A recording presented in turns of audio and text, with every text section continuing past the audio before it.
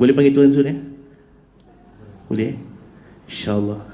Cameraman daripada TV Al-Hijrah. Bukan ingat TV Al-Hijrah nanti. Dan tuan-tuan, perempuan, ustazah-ustazah, ustaz-ustaz, rakan-rakan seperjuangan dan semua hadirin hadirat daripada Allah sekalian. Pertamanya kita rafakkan setinggi-tinggi kesyukuran kepada Allah SWT. Allah kurniakan kita untuk hadir pada hari ini. Semalam saya di Rembau, saya berkesempatan berjumpa dengan seorang ulama terkemuka di Mesir, iaitu Syekh Adia Mustafa. Datang surau Ajamaliyah. Sempat salam, sempat borak, walaupun saya tak tahu cakap bahasa Arab sangat. Bolehlah Assalamualaikum, bolehlah kan? Alhamdulillah. Jadi untuk orang kata pengurusi majlis kenalkan diri saya, kenalkan sikitlah kan, untuk kenal-kenalan. Mudah-mudahan Allah SWT berikan kita memanjangkan silaturahim insya-Allah. Okey, saya dilahirkan di Muar, Johor. Saya orang Johor Ustaz. Saya bukan orang Negeri Sembilan, tapi bolehlah cakap Negeri Sembilan. Kalau terkeluar tu minta maaf lah. Terkeluar Negeri Sembilan, Osah Bona tu minta maaf lah. Terkeluar sebab 7 tahun dah duduk Negeri Sembilan. Tapi kalau campur, saya belajar di USIM 4 tahun, lebih kurang 11 tahun. Cuma di USIM dia tak banyak cakap Negeri Sembilan, sebab USIM ni macam KL lebih kurang. So saya pernah belajar di USIM 4 tahun, campur bekerja 7 tahun, 11 tahun. Orang Negeri Sembilan panggil so boleh. Kan? Contoh, saya dilahirkan di Hospital Besar Muar Johor, mempunyai 3 orang adik-adik. Saya anak sulung, yang kedua adik saya perempuan, yang ketiga lelaki. Dan saya pernah mengikuti kelas pengajian iaitu CJ Tinggi Agama Malaysia di Mahat Johor, ambil stamp. Tapi hasrat nak pergi Mesir tu mak tak bagi. Ini cerita pasal nak ikut cakap mak ni. Sebab mak ni dia punya doa, dia cakap dia, apa saja yang dia tuturkan, insya-Allah berkat. Jadi kita ceritalah. Okay? Jadi mak saya tak pergi Mesir. Dia kata, tak payah abang, belajar kat universiti awam je. Saya dengan rela hatinya telah mengambil jurusan kaunseling, jauh daripada bidang. Belajar di USIM 4 tahun, mula-mula cakap Arab, tiba-tiba speaking English. Jadi berubah 360 darjah. Hari ini saya di sini jumpa tuan-tuan berkat doa mak ayah saya yakin. Jadi tuan-tuan, saya ada 3 adik sudah berkahwin. Saya kahwin tahun 2011. InsyaAllah esok anniversary kami. Yang ke-berapa Ustaz? Yang ke-7 tahun. Allah Rabbi, ingat tu. Biasa lelaki jangan ingat Ustaz. Biasa lelaki jangan ingat anniversary ni. Kan? Lelaki ni dia banyak ingat apa? Ingat nak kahwin lagi. Tak ada gurau-gurau isteri saya ada saja je Alhamdulillah saya dikurniakan 2 orang anak. Yang bising tu anak saya lah tu. Tu nampak tu, tu anak saya tu. Yang bising tu anak saya tu. Dia kalau pergi mana dia yang bising. Orang lain senyap. Okey. Isteri saya bukan orang Negeri Sembilan, bukan orang Johor, orang Kedah. Esok nak balik Kedah, Kuala Nerang. Kalau tuan-tuan pergi Kuala Nerang, atas sikit pokok sana Ustaz. Memang 7 jam. 7 jam balik. Kalau jam 14 jam. Ustaz Kelantan Kelantan 21 jam, tak boleh lawan. Saya senyum je, 14 jam. Orang Kelantan 21 jam. Jadi itu selebih sikit lah. Nak tahu lebih lanjut, kita PM tepi, insyaAllah. Okey, saya mulakan bincangan kita pada hari ini. Kita akan bincangkan 3 slot ataupun 3 pusingan. Pertama, kita bincang adab dengan Allah. Pertama. Yang kedua, adab dengan jiran. Yang ketiga, adab dengan masyarakat ataupun dengan ummah Islam dan sebagainya. Kita bincangkan 3 benda tu. Okey. Pertama sekali, adab dengan Allah SWT. Saya akan cerita sikit bukan 20 minit. Lepas tu saya bagi Ustazah. Lepas tu kembali saya. Ustazah. Akhirnya tonton tidur. Jangan tidur lah. Tahulah tak sabar tengok bola. Kita doa lah berjauh. Mudah-mudahan ada kemenangan yang kita perolehi pada hari ini, insyaAllah. Okey, kita mulakan dengan Bismillahirrahmanirrahim. Adab bersama dengan ataupun adab dengan Allah Subhanahu Wa Taala. Tengok ni. Nak nyanyi ke? Adik-adik. Dia memang suka macam tu. Habis tak boleh ceramah. Duduk sana. Duduk sana. Baik. Okey.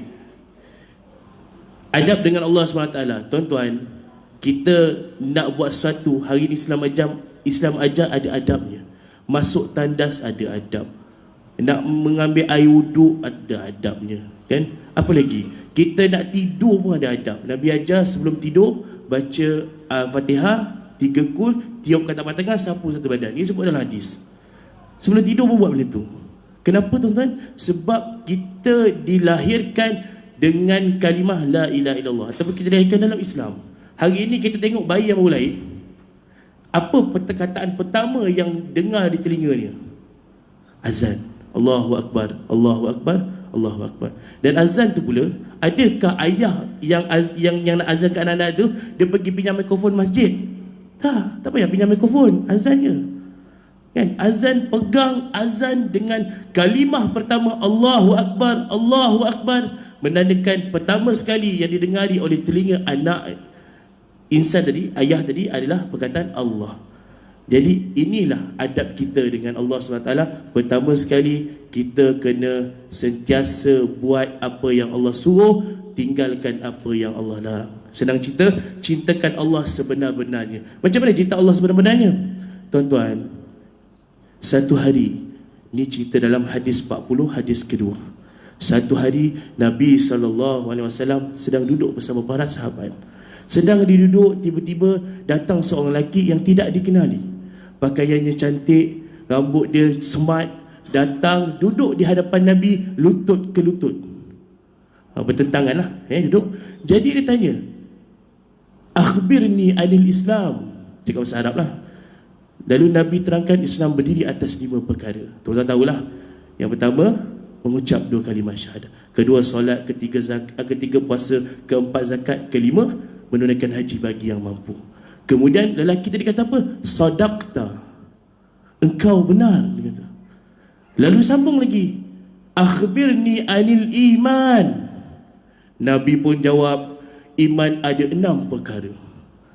Pertama, percaya kepada Allah, percaya kepada malaikat, percaya kepada kitab, percaya kepada rasul, percaya kepada kiamat, percaya kepada qada dan qadar. Sadaqta, dia cakap lagi macam tu. Dan dia tanya pula, ceritakan pula padaku tentang ihsan. 3 benda ni, Islam, iman dan ihsan. Ihsan ni apa? Kita buat ibadah seolah-olah Allah nampak, Allah melihat kita. Kalaupun Allah tak melihat kita, kita yakin Allah sedang memerhatikan kita.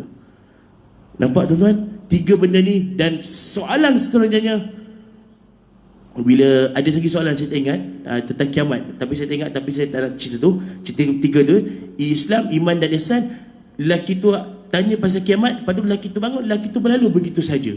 Terpinga-pinga sahabat tadi. Lalu Nabi tanya pada para sahabat, wahai sahabatku, kenal siapa itu? Para sahabat menjawab, ini adab. Para sahabat menjawab, Allah dan Rasulnya lebih tahu. Itu sahabat jawab. Kita, kau kenal kot, macam kenal je ni, lebih kurang. Tak kenal, cakap tak kenal. Jangan kita, orang kata apa, buat-buat macam kenal. Jangan. Itulah para sahabat, adab dengan Nabi, Allah dan Rasulnya lebih tahu. Kebanyakan dia akan jawab macam tu. Lalu apa jadi tuan-tuan? Nabi kata, itulah malaikatul Jibril yang mengajarkan kamu tentang agama kamu. Itu sebenarnya cerita dia. Jadi tuan-tuan, kat sini nak ambil peringatan supaya hari ini bila kita buat ta'muruna bil ma'ruf wa tanhaun anil munkar, kita buat benda itu. Apa yang jadi kat Sulawesi, Palu, Aceh dulu menggambarkan hari ini, sebenarnya mereka sudah tersesat jauh. Sebab 2 syarat Allah turunkan azab, ayat bala, minta maaf. Bala pertama, maksiat berleluasa. Kedua, orang alim diam kerana tak tegur maksiat tadi.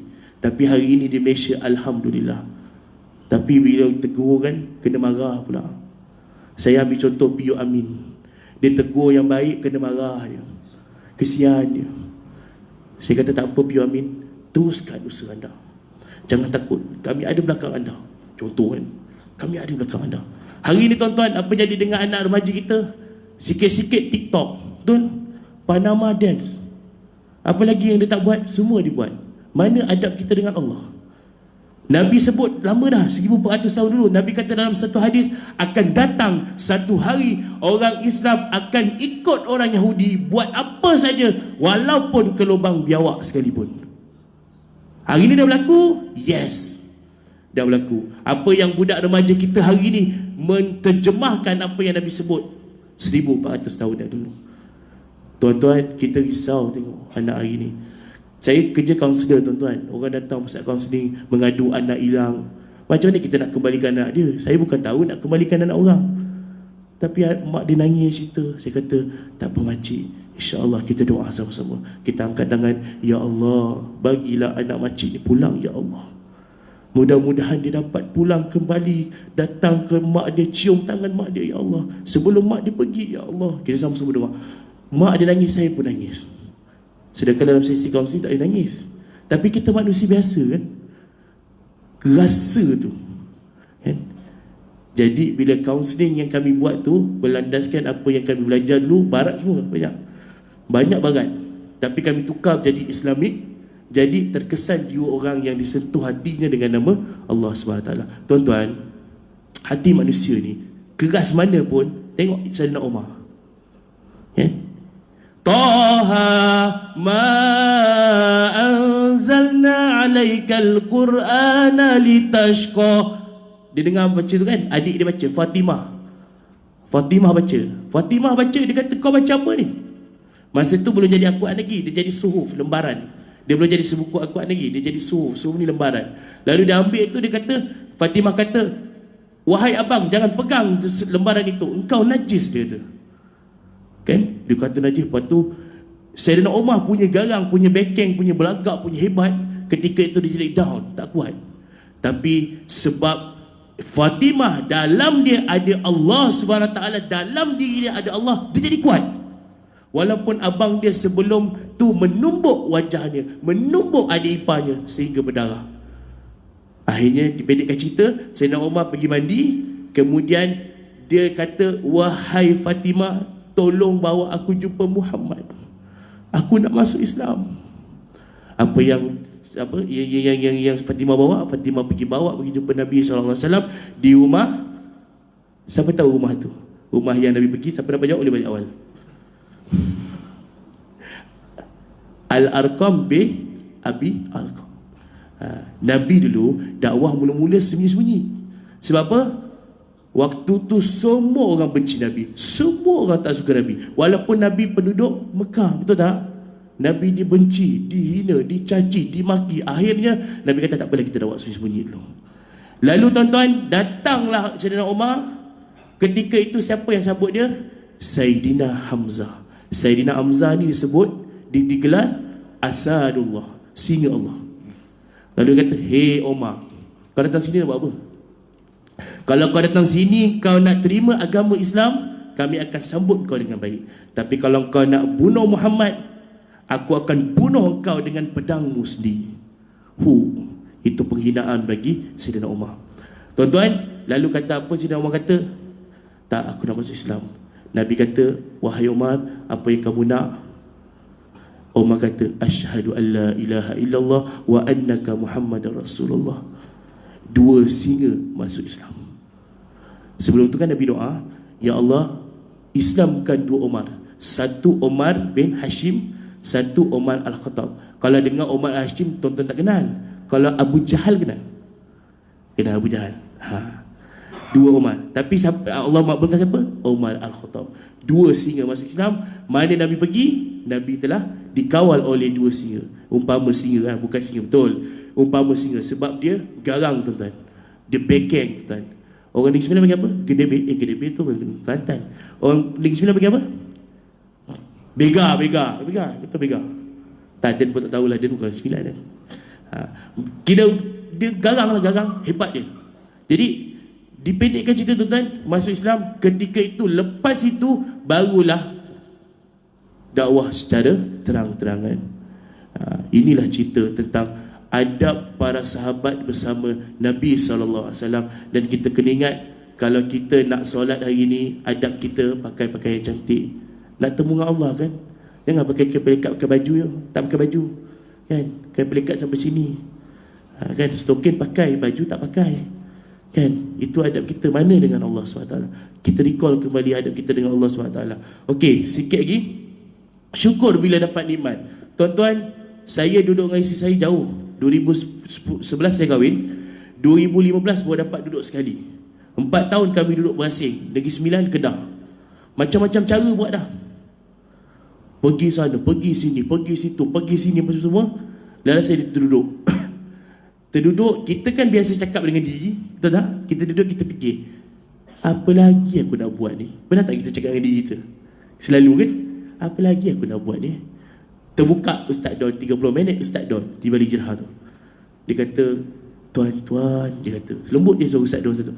Tuan-tuan, saya ingat sampai sekarang, kalau ada masalah, jumpalah orang alim. Dia kata.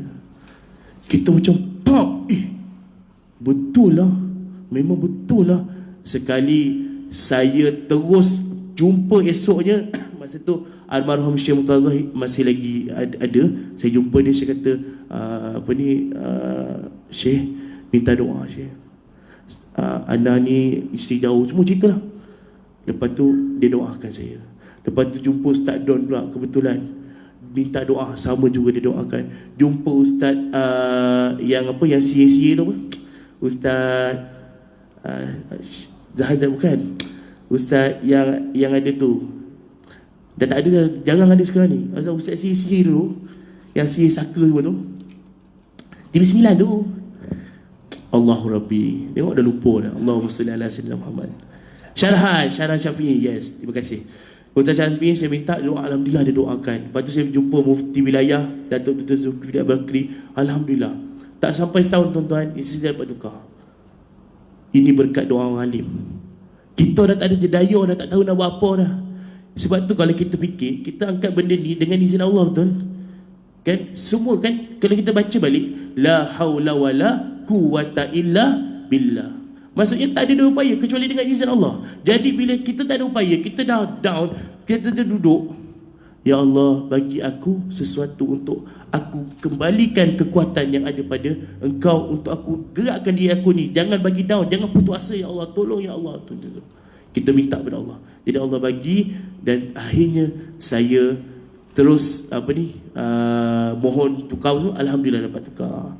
Jadi itulah sebenarnya yang kita nak hari ni, ilmu dengan Allah SWT yang Allah bagi hari ni. Kita sangat-sangat kena bersyukur. Apa yang Allah bagi, berilah yang terbaik untuk diri kita, untuk umat kita hari ni, kerana umat hari ni dah tenat. Dah tenat dengan apa? Dengan pelbagai benda yang tak apa-apa. Tuan-tuan risau tak dengan anak-anak tuan-tuan? Risau. Saya ada 2 orang anak perempuan. Pernah dengar tak Nabi sebut, wahai kaum suami, tolong ikat isteri dan anak kamu bila Dajjal turun nanti. Pernah dengar? Hadis sahih. Kenapa? Orang perempuan kalau jumpa Dajjal, dia akan ikut. Ni cerita pasal Dajjal. Nanti kan saya cerita sikit lah. Saya suka cerita pasal Dajjal sebab suka baca kan. Jadi saya rasa round saya dah habis. Saya bagi pula peluang pada Ustazah. Saya ni kalau cakap Ustazah 3 jam tak ada masalah. Itu yang kadang macam tak boleh cakap ni, sekarang kan sampai 3 jam. Ustazah cakap sekian Ustazah. Jadi saya kembali pada soalan tadi Ustazah. Soalan yang pertama tadi tentang adab dengan Allah SWT. Ustazah tolong bercerahkan apa yang kita boleh lakukan sebagai orang yang Muslim yang terbaik untuk kita sama-sama menggapai redha Allah Subhanahu Wa Taala. Silakan Ustazah.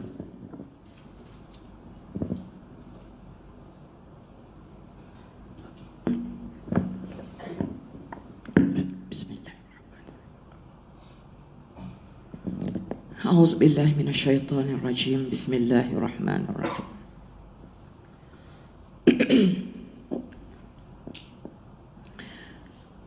Alhamdulillah.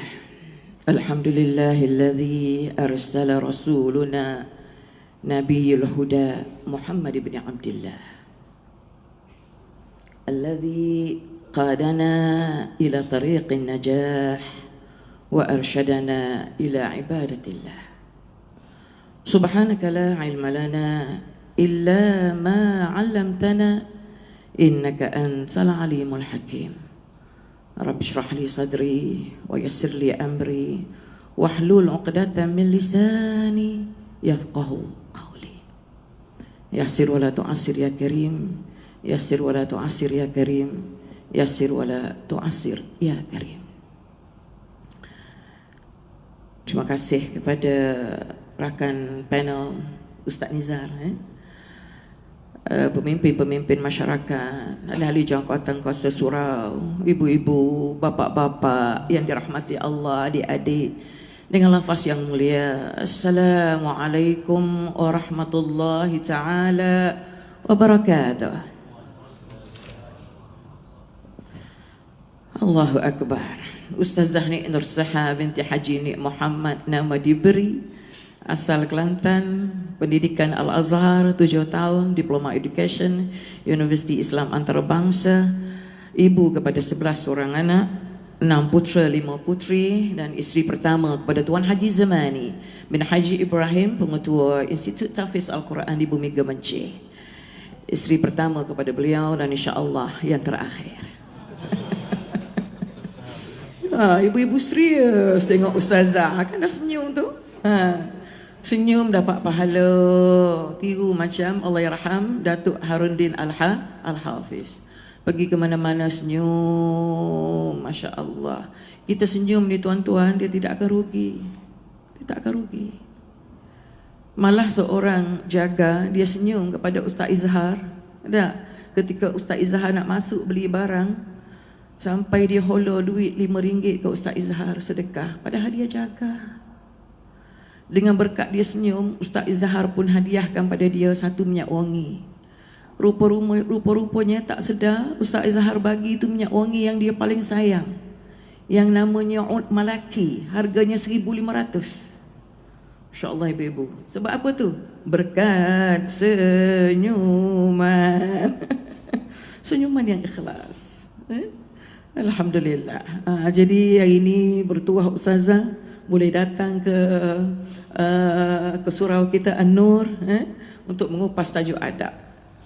Ustaz nak tanyalah ibu-ibu, bapak-bapak, adik-adik. Adik-adik tahu tak apa makna adab? Adab ni makna apa?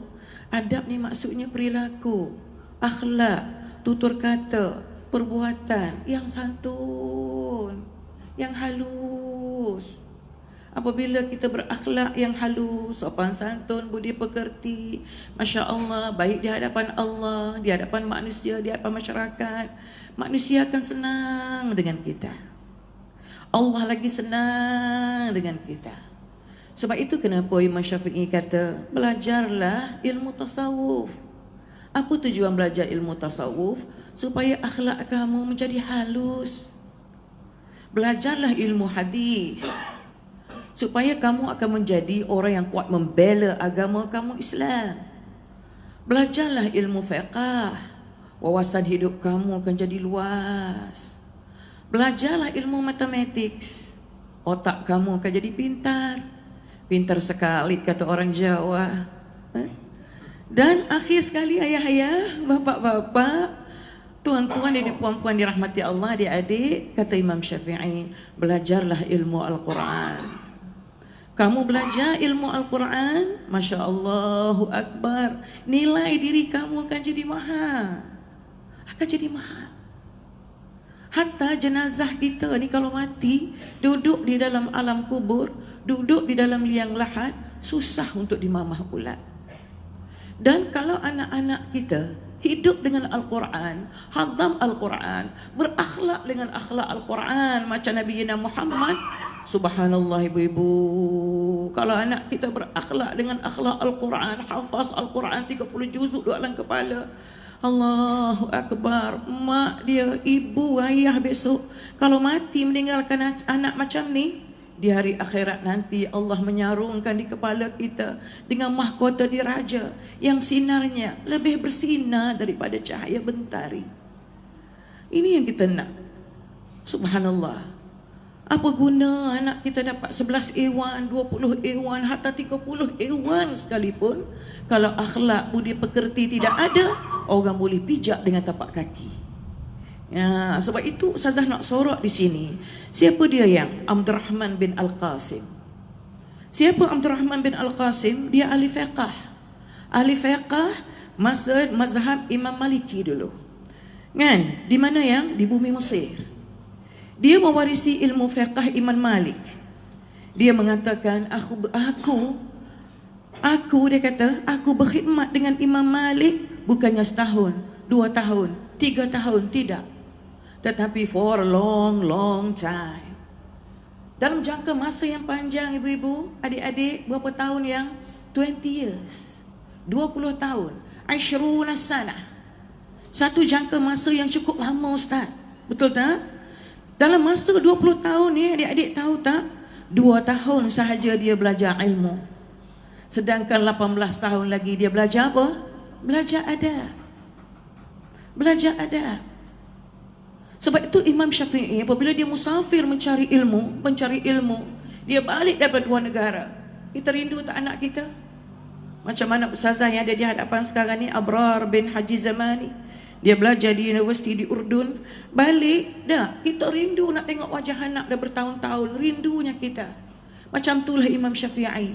Apabila dia balik, mak Syafi'i balik dah. Kita kalau sambut anak di airport kan, Allah rasa tak nak lepas anak.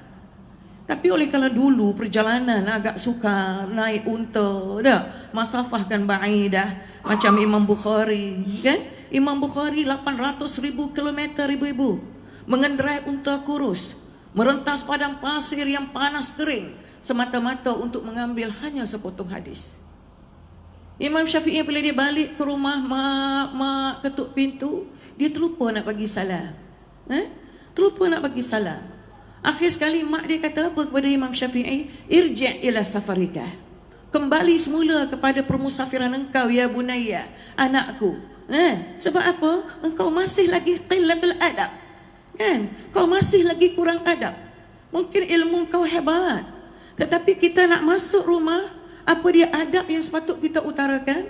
Assalam. Ifsha'us salam. Assalamualaikum. Sebab itu, tuan-tuan dan puan-puan, apabila ustazah diberikan amanah untuk mengajar ibu-ibu warga emas di Permatan Pasir, Linggi, Port Dickson, kan ustazah ada bersama dengan mereka setiap hari Isnin dan juga Rabu dalam audio kuliah. Baru ni ustazah mengajar ibu-ibu, hatta kalau kita bersalam selepas sembahyang dah, ataupun kita bersalam ketika mula-mula bertemu sahabat kita, kita tengok siapa yang paling murah senyum, siapa yang paling ceria, siapa yang paling bahagia hatinya, siapa yang dahulukan salam macam Nabi Muhammad. Nabi Muhammad kalau dia bersalam dengan sahabat, dia tidak akan melepaskan tangan dia terlebih dahulu. Orang lain yang akan lepaskan terlebih dahulu. Kawan dia dah lepas, sahabat dah lepas, baru tangan dia lepas.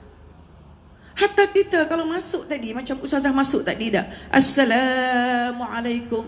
Selepas sembahyang kita salam. Siapa yang paling murah senyum? Siapa yang paling bahagia hatinya? Siapa yang paling ceria?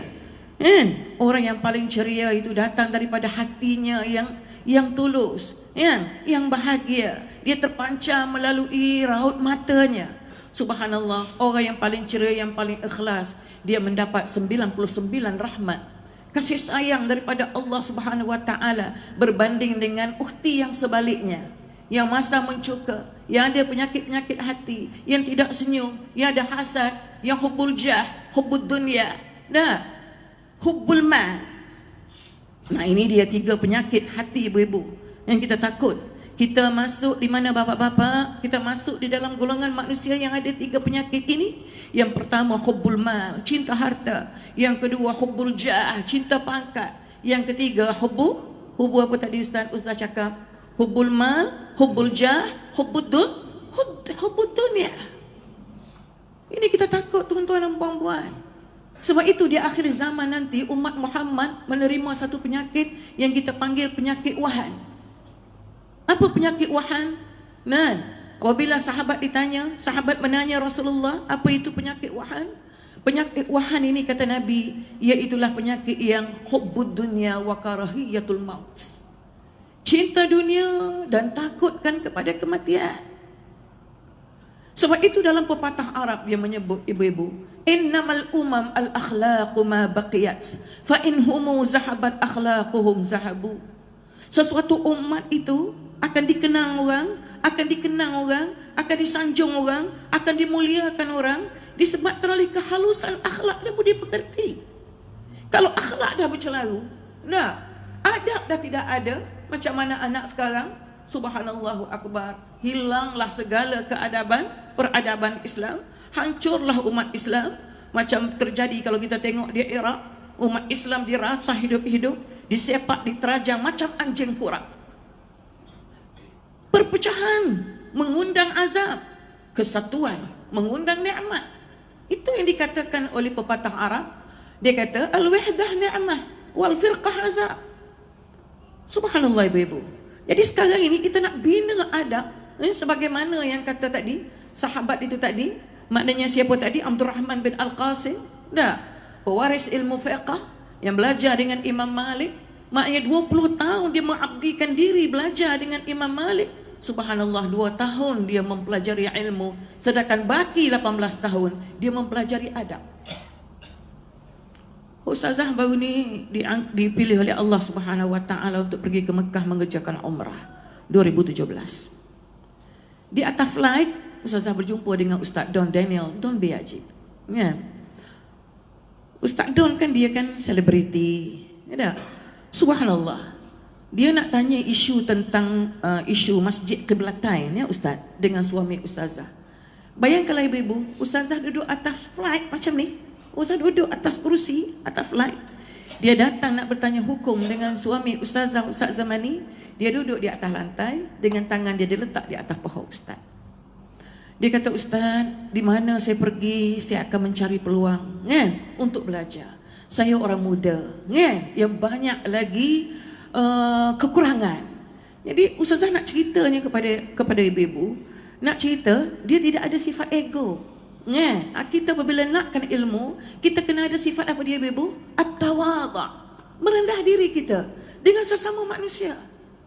Apatah lagi kita dengan Allah, apatah lagi kita dengan ibu dan ayah kita, apatah lagi kita dengan tuan guru kita.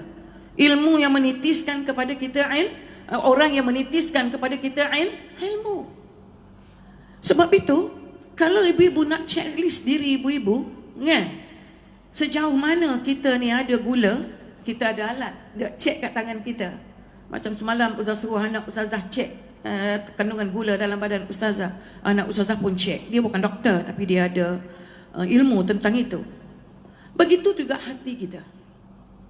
Hati kita, kalau kita nak tahu hati kita ini beriman ataupun tidak, nak tahu iman kita ini subhanallah bertambah ataupun berkurang, kita nak diagnosis hati kita sendiri. Subhanallah, adakah kita ni orang yang beradab di sisi Allah Subhanahu Wa Taala? Subhanallahu Akbar. Kata Nabi Muhammad sallallahu alaihi wasallam, bawalah hati kamu duduk di dalam 3 keadaan. 3 keadaan. Ketika bila adik-adik, subhanallah, yang pertama sekali ketika simak Al-Quran. Kita nak test dah hati kita ini sama ada perak ke, gangsa ke, emas ke hati kita ini, bersih ke, berpenyakit ke, keras ke, hidup ke, mati ke. Sebab hati ini ada 3. Ada hati yang al-hayy, hidup. Ada hati yang qasi, keras. Ada hati yang marah, sakit. Jadi kita nak cek diri kita sama ada baik ataupun tidak, nak diagnosis keimanan kita ibu-ibu, kita bawa diri kita dalam 3 keadaan. Ketika kita simak Al-Quran. Apabila orang baca Quran, bergegar tak hati kita. Subhanallah, zadatuhum imana, bertambah ketidakiman kita. Menangis tak air mata kita. Kalau orang baca Quran, kita rasa iman kita bertambah. Kita dengar orang baca Quran, bergegar hati kita, wujilat al-qulub. Kalau orang baca Quran, menyebabkan air mata kita mengalir.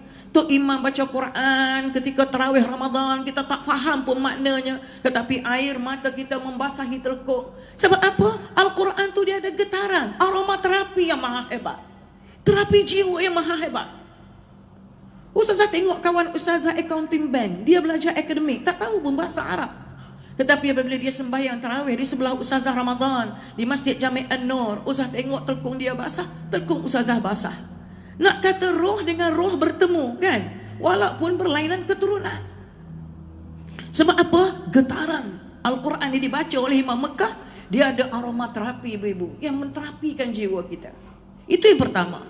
Yang kedua, ketika bila kita nak tahu kita ini keimanan kita dengan Allah naik ke turun, makin turun ke makin naik, ketika kita duduk dalam majalis az-zikr.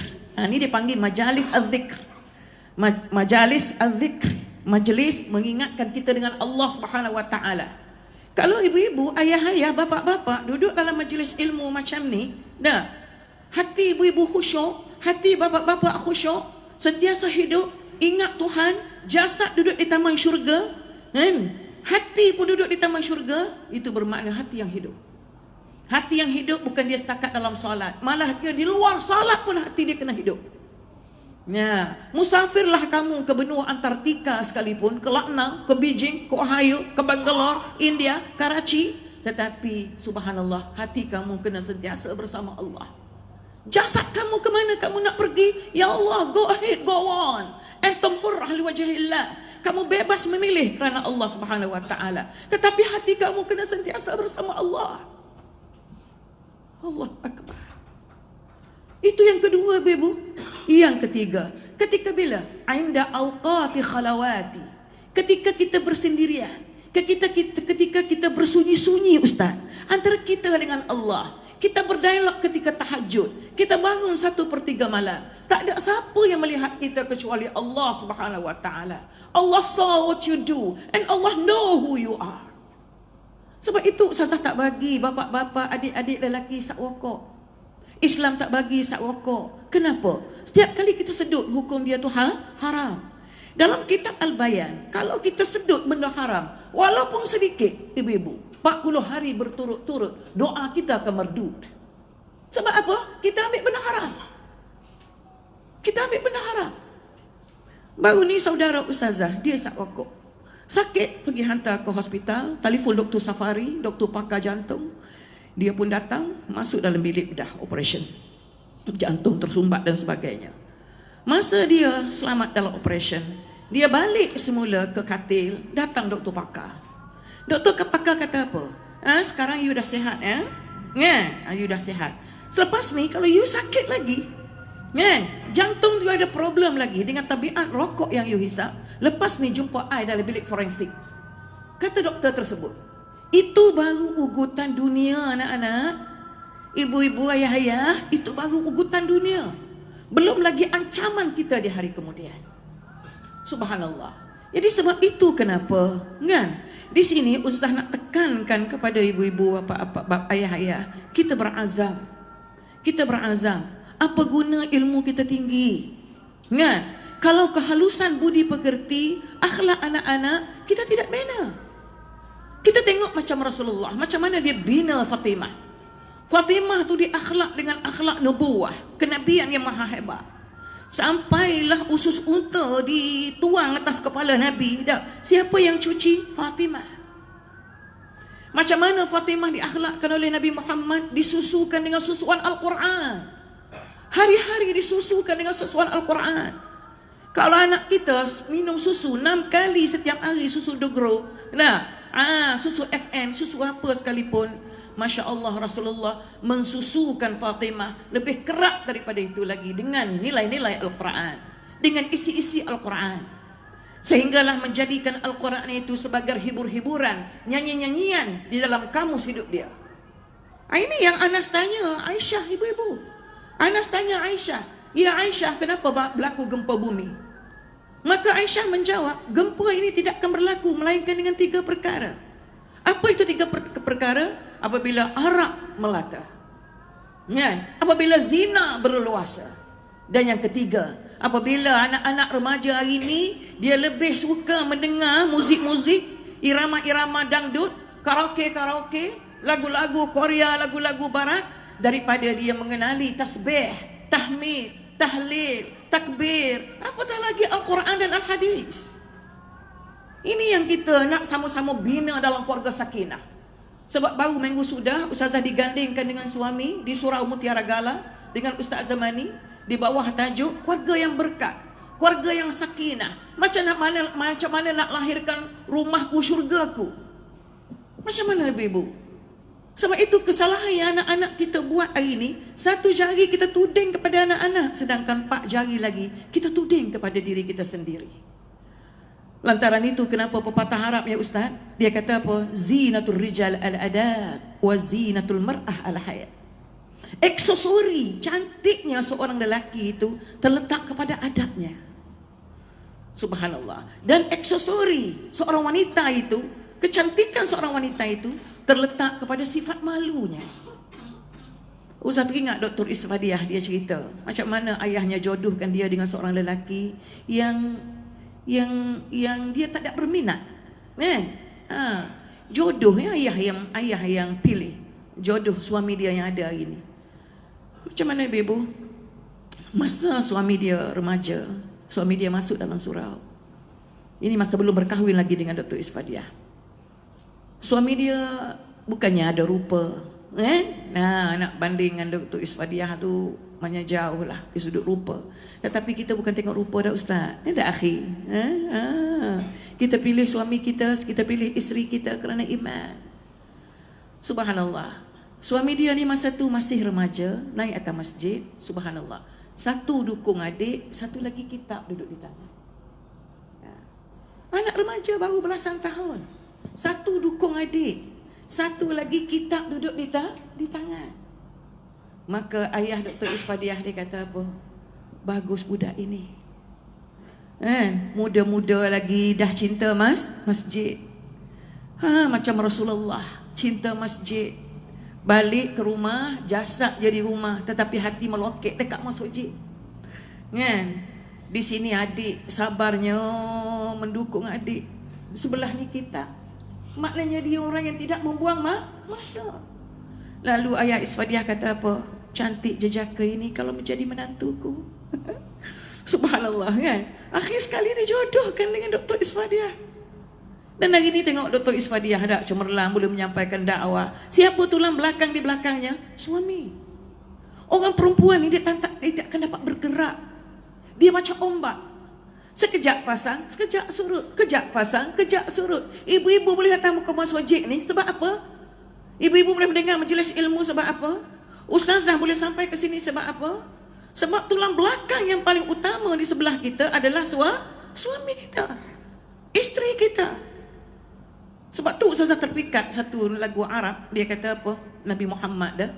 Qalbum bil haqqi mu'allaq wa bi ghari hira ta'allaq yabki yas'al khaliqahu fa'atahu al-wahyu fa'ashraqa اقرأ اقرأ يا محمد السلام عليك يا رسول الله السلام عليك يا حبيبي يا نبي الله يا رسول الله. Hebatnya Nabi Muhammad. Kenapa ibu? Qalbum bil haqqi mu'allaq. Jasad duduk dalam rumah, tetapi hati terikat dengan masjid. Kita ni dah masuk masjid, tetapi hati terikat di rumah. Baru tak takbir. Allahu Akbar. Alhamdulillahi Rabbil Alamin. Teringat pesanan isteri kita. Ada kering RM2. Nah, Ar-Rahmanir Rahim. Minyak 2 kampit. Kan? Ibu-ibu. Macam mana nak mu'allaq? Hati kita nak terikat dengan masjid ayah-ayah. Jasad duduk di dalam masjid, tapi hati kita merewang. Hati kita menggembara. Hati kita tidak hidup. Hati kita tidak khusyuk. Tengok Nabi kan? Wa bi ghari hira ta'allaq. Duduk iktikaf di Gua Hira, rindu nak jumpa Allah macam Bilal. Bilal orang tanya, ya Bilal, ma ra'yukum binisbah al-maut? Tak. Maknanya apa pandangan kamu tentang maut ya Bilal? Bilal kata, marhaban bil maut. Maknanya dia nak menerima kematian dengan hati yang lapang. Berbunga-bunga nak bertemu Allah Subhanahu wa taala, sebab tu dia rindu dengan Allah. Sebab tu Ustaz, apabila Ustaz tanya tadi adab kita dengan Allah. Nah, ini Ustazah nak selit sikit kat sini dalam jangka masa yang sedikit ini. Adab kita dengan Allah, paling-paling kita bangun daripada tidur, kita jangan bersedih. Itu adab kita dengan Allah. Walaupun kaki kita tak ada kerana dipotong, kerana diabetes, mata kita buta, tak boleh melihat. Macam anak masjid Ustazah di Pedas, Masjid Jamek, setiap hari Khamis datang belajar dengan Ustazah Puan Zaitun, buta. Buta ibu-ibu. Ustazah selalu sapu di atas mata dia. Ustaz kata apa? Cik, ya basiran bila hadaqatin ihfaz ainayya wa nawwirhuma. Itu doa ketika kita azan, kita baca dan kita sapu di atas mata kita. Ya basiran, wahai Allah yang maha melihat tanpa ada seberang kegelapan. Kan? Ihfaz ainaha, maknanya jagalah kedua belah matanya. Kan? Dan berikanlah cahaya kepada dua-duanya. Ustaz kata makcik bertuah, walaupun mata makcik buta, tetapi hati makcik terang. Saya takut saya jadi orang yang kita takut. Kita ni mata celik tuan-tuan. Kita takut hati kita buta. Tetapi dia alhamdulillah ibu-ibu, walaupun dia buta, dia datang di dalam majlis ilmu. Rindunya dia. Sebab itu kita bila kita bangun daripada tidur ustaz, walau macam mana kondisi tubuh badan kita, kita jangan bersedih. Kita kena happy. Kenapa kita kena happy? Kita celek saja mata. Alhamdulillahilladzi ahyana ba'da amatana wa ilaihin nusyur. Segala puji-pujian bagi Allah yang menghidupkan kami ya Allah. Selepas kamu mematikan kami. Selepas engkau ya Allah mematikan aku ya Allahu Akbar. Kita kena rasa happy, ceria mula-mula bangun daripada tidur. Kenapa? Walaupun dalam keadaan kita sakit, dalam pada kita yang cacat dan sebagainya, sebab kita kena rasa rindu untuk berdialog dengan Allah duduk di atas tikar sejadah. Nah, kita kena rasa rindu untuk duduk berdialog, bermesra dengan Allah di atas tikar sejadah. Jangan kita muram, jangan kita duka cita, jangan kita menangis. Kalau asyik kita menangis, maka hati kita akan jadi sakit. Kan? Sedangkan di hari akhirat besok tak ada siapa yang boleh memberikan manfaat kepada kita. Wala mal, wala banun, tak ada siapa. Harta, anak, tak ada siapa yang boleh memberi manfaat kepada kita. Illa man man atahu Allah biqalbin salim. Kecuali mereka-mereka yang bertemu Allah dengan hati yang sejahtera. Hati yang bersih, tulus, mulus, tidak ada penyakit-penyakit hati. Sebab baru ni Ustaz Rizal, Ustaz Nizar, Ustazah bersama dengan 3,000 muslimat dalam program Konwanisa itu, subhanallah, berjumpa dengan seorang doktor, nama dia Dr. Rizal Abu Bakar. Dia tunjuk dalam LCD macam mana otak yang sihat, macam mana otak yang sakit, macam mana otak yang didera oleh suami, macam mana otak yang stres, macam mana otak yang ada penyakit-penyakit hati. Ustaz, otak yang sihat, Tuan Haji, ya Allah cantik, licin, macam kulit tembikai, kan, licin. Tetapi otak yang didera oleh suami, ya Allah, berkedut-kedut. Otak yang stres, Masya Allah. Otak orang perempuan yang stres ni, suami kahwin 4, dia stres.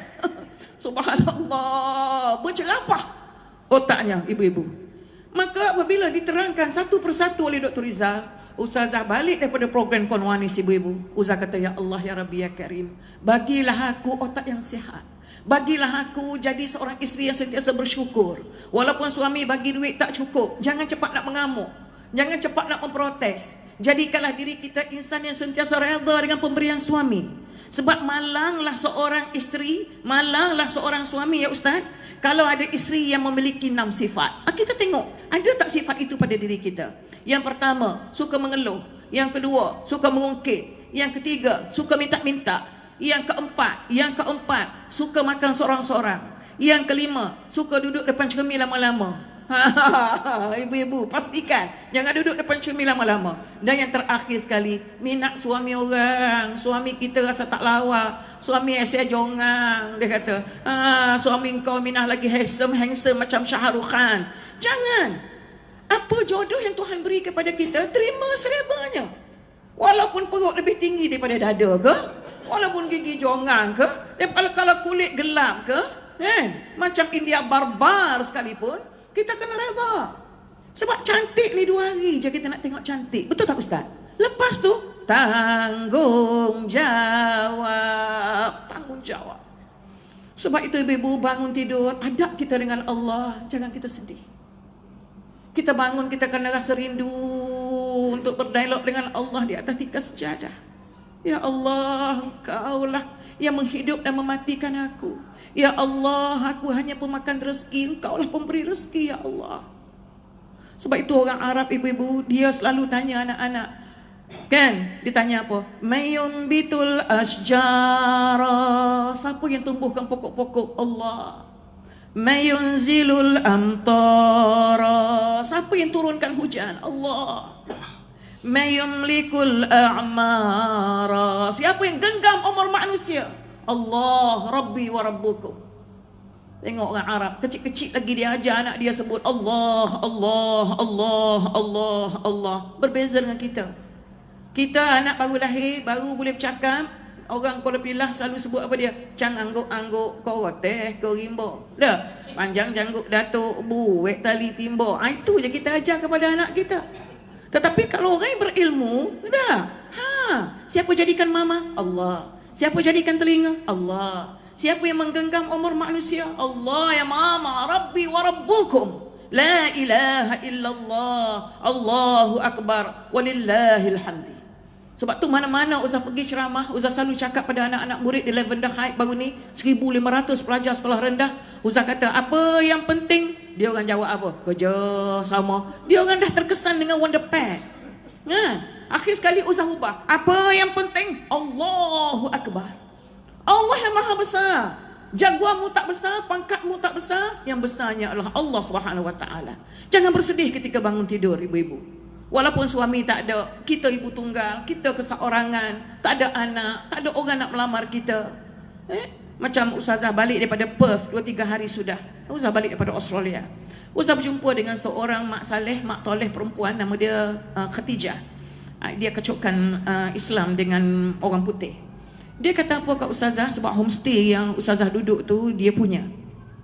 Dia kata apa kat Ustazah? Dia kata, Ustazah, saya rindu nak dengar azan. Subhanallah ibu-ibu, saya rindu nak hadir majlis-majlis ilmu macam Maulidur Rasul. Tetapi saya duduk di Australia, semua itu saya tidak dapat.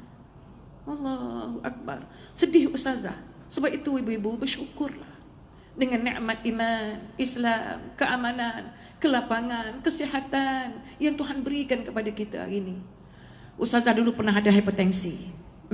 Ialah anak 11. Bekerja keluar 6.30, balik 6.30. Ustaz Zamani, suami Ustazah, dia selalu cakap macam ni, Ma, kalau nak turunkan hypertension mama, senang aja. Ini petua Ustaz Zamani. Ayah-ayah nak tahu tak? Kalau enggak mau tahu, saya pulang aja. Ya, darah 150, 160 ibu, salah-salah gaya jatuh tersungkur. Lepas tu Ustaz kata, apa teorinya ya? Ustaz tanya Ustaz, sebab suami Ustazah dia juga merupakan ahli jawatankuasa Majlis Fatwa Negeri Sembilan, pengetua Institut Tahfiz Al-Quran, dan ayah kepada 11 orang anak dan tunjang kepada 12 orang adik-beradik.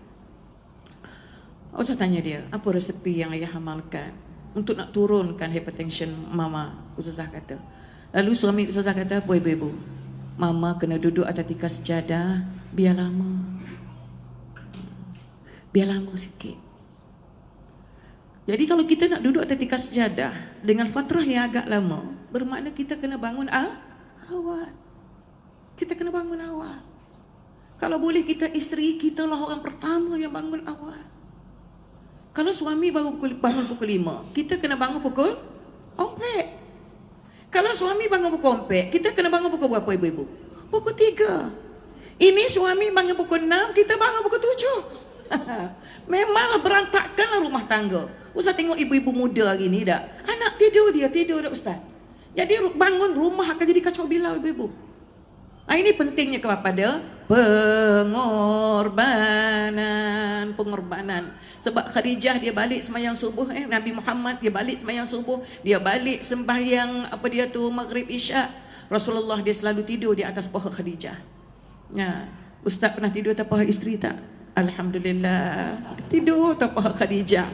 Ibu-ibu balik ni ubah tune ubah gaya hidup bapak-bapak. Ustaz pernah tanya seorang bapak di Jelai, Tuan Haji pernah tidur tak atas paha isteri? Tak ada dah. Dia kata, isteri pak cik tu sibuk bona. Dia kata, jangan ibu-ibu, sentuhan penting. Sebab baru ni Ustaz berbual dengan Dr. Rizal, dia kata teori nak merapatkan jurang antara kita dengan anak-anak, dia kata kena ada satu istilah BOM, BOM, bom. Apa dia bom? B tu kena selalu baca kat anak-anak dengan ilmu-ilmu. Macam kita buat kelas-kelas pengajian hari ni, buat tazkirah keluarga hari Khamis malam Jumaat. Kita chief commander, the leadership leader kita sebagai ayah, kita baca kitab hadis satu malam dengan anak-anak kita. Lepas tu O tu dia kata satu jenis hormon oksitoksin yang keluar ketika seorang wanita tu stres dan sebagainya. Jadi wanita ni, anak-anak dia kalau stres senang saja nak hilangkan stres. Kalau orang lelaki dia stres, dia diam. Tapi kalau orang perempuan, kalau dia stres, senang je bapak nak pujuk orang perempuan. Apa dia? Sentuhan, sentuhan. Sentuhan. Sebab itu Rasulullah kan dia balik subuh, dia akan tidur di atas paha Khadijah. Dia tengok jari Khadijah. Khadijah. Dulu jari lemah lembut, tak seorang bangsawan, duduk dalam lautan duit. Tetapi bila kahwin dengan Nabi, Masya Allah, tangan dah tumbuh ke matu, kasar, terpaksa giling gandum sendiri, basuh lantai dengan guni, harta habis dilaburkan fi sabilillah. Sampailah Khadijah kata, ya Rasulullah, kalaulah aku pergi mendahuluimu ya Habib Allah, wahai kekasih Allah Muhammad bin Abdullah, maknanya kalau ku pergi dulu sebelummu ya Rasulullah, kalau dah tak ada modal dah untuk membina Islam, untuk menyebarkan dakwah ini, dah tak ada sesin lagi duit untuk membina jambatan dan sebagainya, kata Khadijah, patah-patahlah tulang belulangku untuk dijadikan modal fi sabilillah.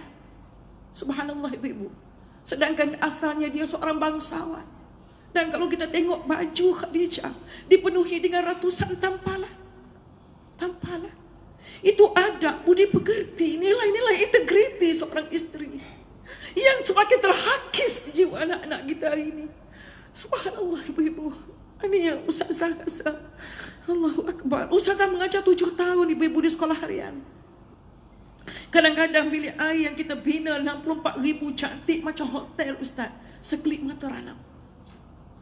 Kita nak susun kerusi 500 kerusi dalam dewan, take a short time. Sekejap kita boleh susun kerusi 500 kerusi dalam dewan. Tetapi nak baiki kerusi yang dah rosak, dia memerlukan masa yang agak lama. Macam itulah dengan anak-anak kita.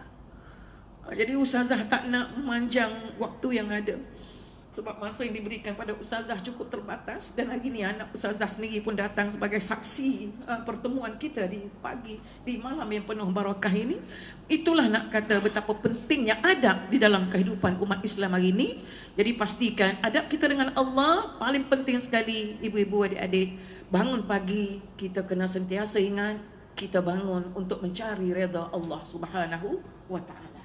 Jangan bersedih walaupun apa sekali kondisi tubuh badan kita, sebab Allah adalah kekasih kita. Dialah yang menggenggam usia kita. Kematian datang bukannya diberikan amaran terlebih awal.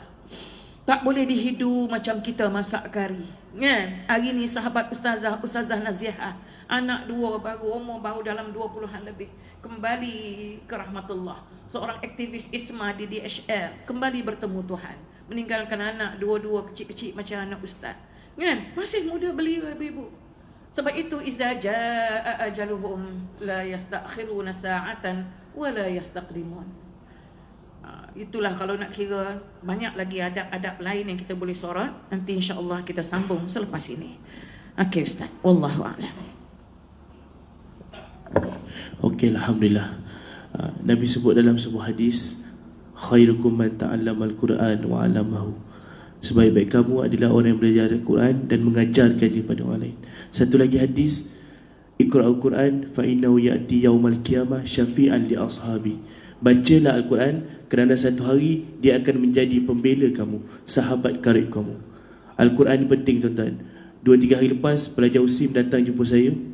Dia cerita pasal dia nak tanya interview tentang apa kesannya bila baca Al-Quran terhadap diri kita ketika stres. Saya kata macam Ustazah cakap tadi lah, otak akan jadi cantik. Betul. Air ni tuan-tuan, saya pelajar Darul Syifa. Alhamdulillah minggu depan nak konvo Ustazah, doakan saya Ustazah. Almarhum Datuk Arundin, tahu kan dia sakit jantung. Jantung dia pernah dibelah 6 kali, bypass 6 kali. Depan 3 kali, daripada belakang 3 kali. Diceritakan oleh ustaz-ustaz yang mengajar kami ketika itu di Seridu, Mengajar satu hari mereka pergi memancing di laut lah, naik kapal apa semua. Kemudian pukul 1 pagi macam tu tengah mancing, almarhum Dato' Arundin terkena serangan jantung. Mereka ambil minyak, sapu. Biasa tu, mereka akan sapu sehingga Datuk boleh tidur, almarhum boleh tidur. Kemudian mereka tersedar pukul 4.30, Datuk Dr. Harudin boleh duduk atas tikar sejadah tengah semayang tahajud.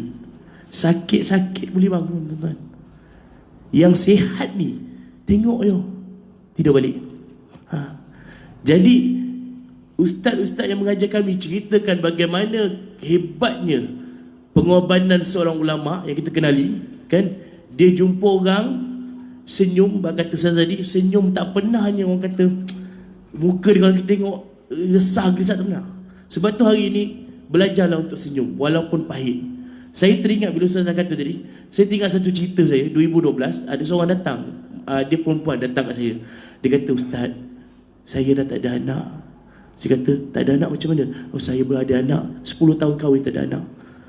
Saya pun senyum ya. Habis puan datang jumpa saya, ada apa? Boleh tak bagi saya anak? Aku pening, saya tak ada anak lagi, baru kahwin kan. Anak saya 2013 baru lahir. Dia kata, menung, macam mana aku nak bagi dia anak? Lepas tu dia fikir balik, okey, ceritakan puan, apa yang puan nak sebenarnya? Dia kata, saya sunyi, saya balik kampung, orang kampung akan tanya apa puan? Tanya bila dah dapat anak, 10 tahun kahwin takkan tak dapat anak. Puan dah beritahu macam-macam kan? Macam-macam. Pernah sekali dia beritahu, anak dia bukan urusan saya. Tapi diorang tak, masih lagi bertanya sampai dia stres. Saya ni memikir apa nak cakap ni. Tiba-tiba tuan-tuan ingat bila tuan-tuan nak bantu orang ikhlas, dengan ikhlas, Allah akan bagi ilham pada tuan-tuan, insya-Allah. Ini dia punya apa tu, keyword dia, password dia. Bila kita ikhlas nak bantu orang, Allah bagi ilham. Waktu tu kita stres, kita tak tahu nak cakap apa, Allah bagi ilham. Jadi bila Allah bagi ilham, saya cakap macam ni. Saya teringat Datuk Penjaga Kamsah kata, kalau ada masalah, kalau orang selalu takap kita stres, kita senyum dekat orang. Lepas tu cakap dengan dia, tolong doakan saya. Saya cakap macam tu dekat dia. Dia kata, Ustaz ni gila ke apa? Saya tengah stres nak senyum kat orang, pasal pula, dia kata.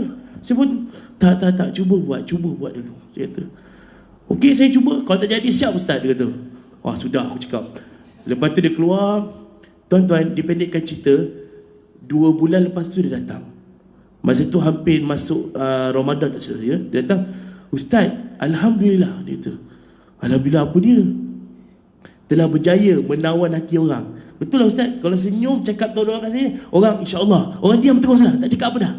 Kalau sebelum ni, alah sudahlah, cakaplah komando lah semua, macam-macam ayat keluar. Jadi bila dia cakap macam tu, orang cakap insya-Allah. Kan? Maksudnya insya-Allah, doakan saya, insya-Allah. Jadi tuan-tuan, dia kata, Ustaz, cara lain tak ada ke? Saya nak balik kampung ni. Bila balik kampung ni mesti orang tanya. Cuba cara tu dulu. Tuan-tuan, dia balik kampung, selang 2 bulan, 3 bulan dia datang jumpa saya. Dia kata, Ustaz, Alhamdulillah. Alhamdulillah macam mana? Saya ditakdirkan telah mengandung. Tak tahulah berapa lama, tapi dah mengandung. Saya tu macam, aku nak lompat ke nak buat apa? Sebab saya macam gembira. Saya pula gembira. Sebab apa? 10 tahun menunggu anak yang tidak kunjung tiba, lalu tiba-tiba dapat anak atau mengandung. Saya kata, tak apa puan, jaga anak itu, jaga kandungan itu. Selang beberapa bulan, ni cerita ni 2012 sampai 2013, dia datang pada saya dengan perut dah nampak lah kan. Dia cakap dengan saya, Ustaz, benda pula je ni, 4 bulan dah. Cakap lah kan. Bak kata bilang cakap. Ustaz, kembang 4. Tuan-tuan cakap apa?